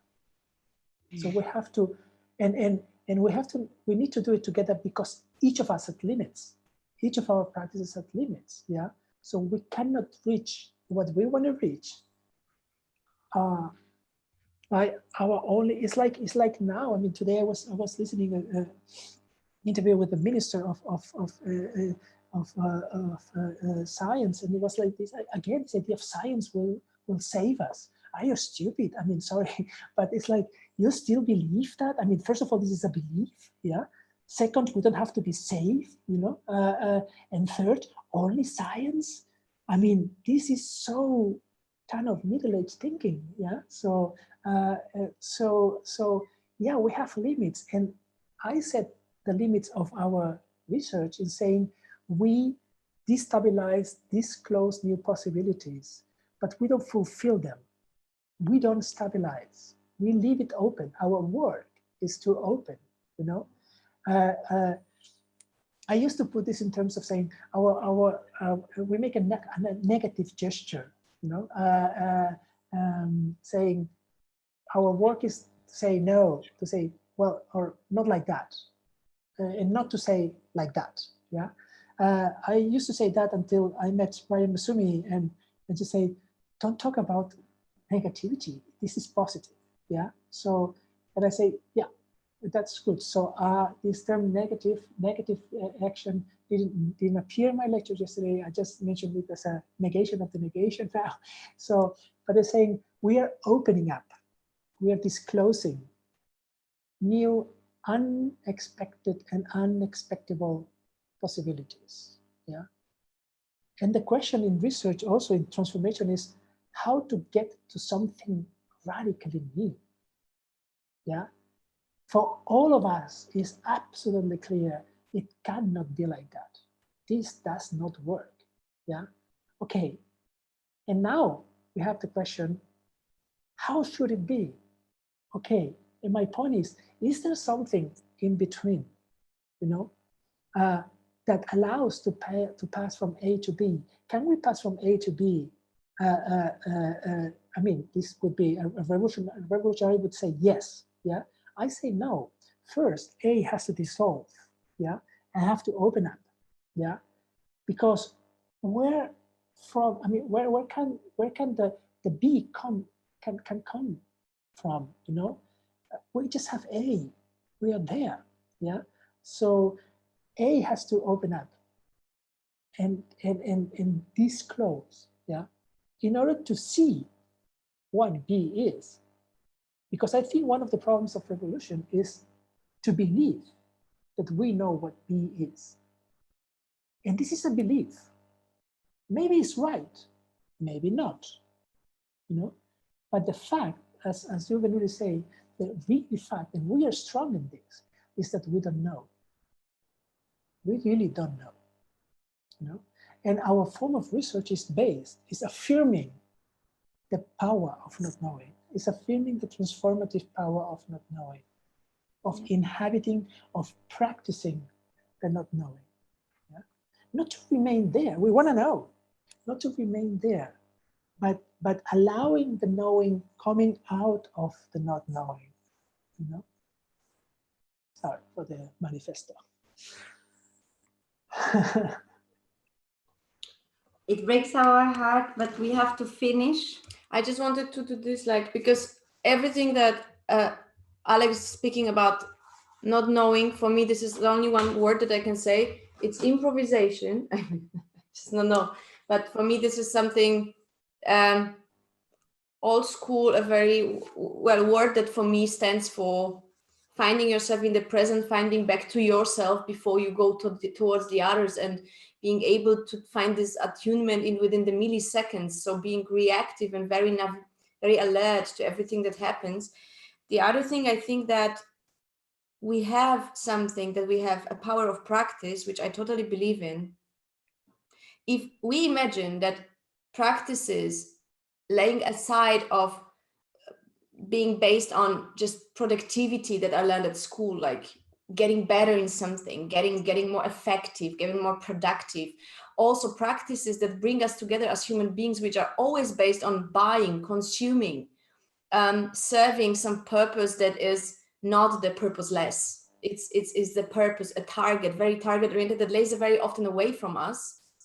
I think if we reclaim these practices that are purposelessness and we share them together from one to another, we might have a chance that people start to take pleasure in these practices, such a pleasure that is going to be laying above the pleasure of buying yourself a car. I mean, I know maybe this is a kind of utopian thought, but I think it does, if the practice of shared practice is pleasant, if it brings you somewhere where you can again find yourself in a good place, I think you're gonna get addicted to it. And I think it's good to have a good addiction.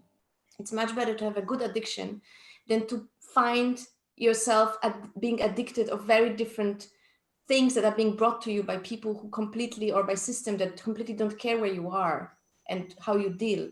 So I think we have to reclaim our own strategies to be able not to be swapped so fast into that places. And I think this can start very personally from one to one.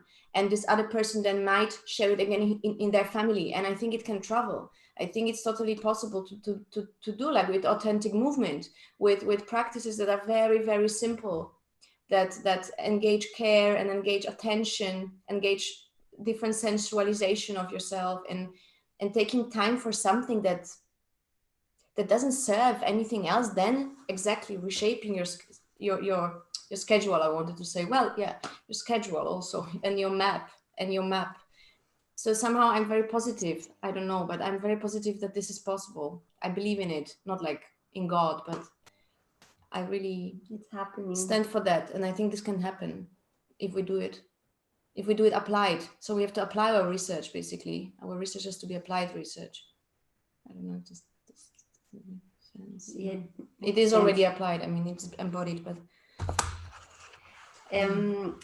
no matter what conversation we're having on Zoom, always finishing and starting it, it's really complicated in a way that it feels pleasurable. I guess we are gonna get better in this exchanging big thoughts in big groups in the interface. I want to thank you dearly, and my friend and colleague Paula Montesinos is going to give a somatic noise travel through the radio. We have the link in our homepage and also in the Facebook event, and I think it's in the email. If you have gotten our invitation, our email invitation is also yeah, there. because it's not going to happen on YouTube. It's an external program that she's sending her audio through, and it's going to be at 6, and I think it's going to take like half an hour. So whoever feels like still having some sort of somatic experience through sound, it's almost like a meditation that maybe puts us down a bit, or maybe kind of is a nice wrap up of all that, because we cannot have a beer now or a gin tonic. It's gonna be like a noise massage a bit. So it will a better new addiction. Better new addiction. Maybe. Here later. Okay, thank you for all the. It's from Raimund. Yeah, this is the link. Yes, that's true. Thank you, Raimund. Thank you. That's right. That's right. Or yes. Yeah.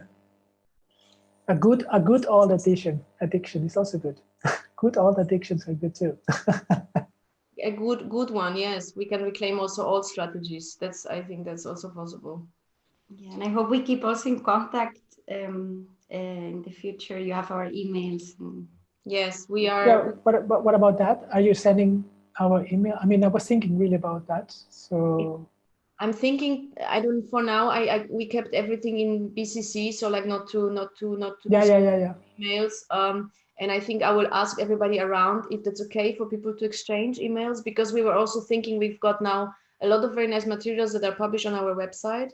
And some people were also asking us like, hey, how could we invest in that or engage in that and also have a bit of an exchange? And there are particularly people who record like video lectures and stuff. So we've planned maybe later on this month or something to just also again do an event where we can just screen the lectures and have them also live streamed, so people can again engage in a chat at least, so that there's at least that possibility, except for just watching through the website, because we think this would be, and we basically got a very big wish to a bit keep on going with that. We really enjoy bringing people together.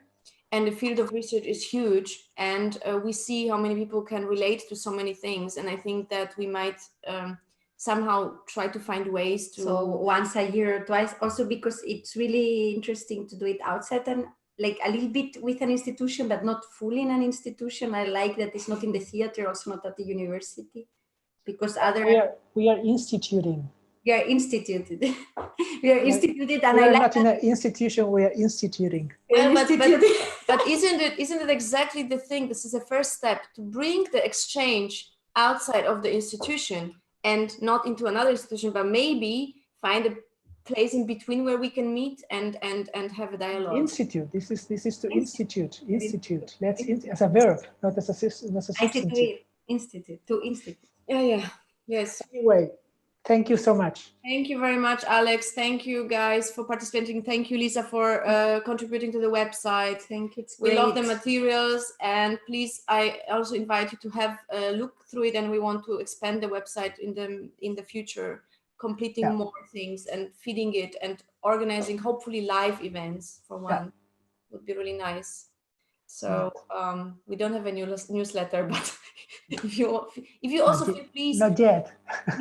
please guys, if something interesting happens and stuff, please write us simply onto the symposium email, or the personal links, events, I don't know. We want to stay connected really much, also of course on different levels. And also just to say it, I mean, if anyone asks, I mean, you feel free to give my email address to anyone, so it's public. Yeah, there was also a question. No, but I will ask you this question on WhatsApp.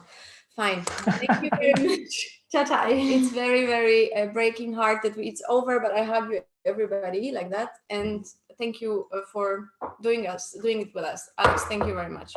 Thank you. And we see each other, hopefully. Bye. Thank you. Bye. Ciao. We end it.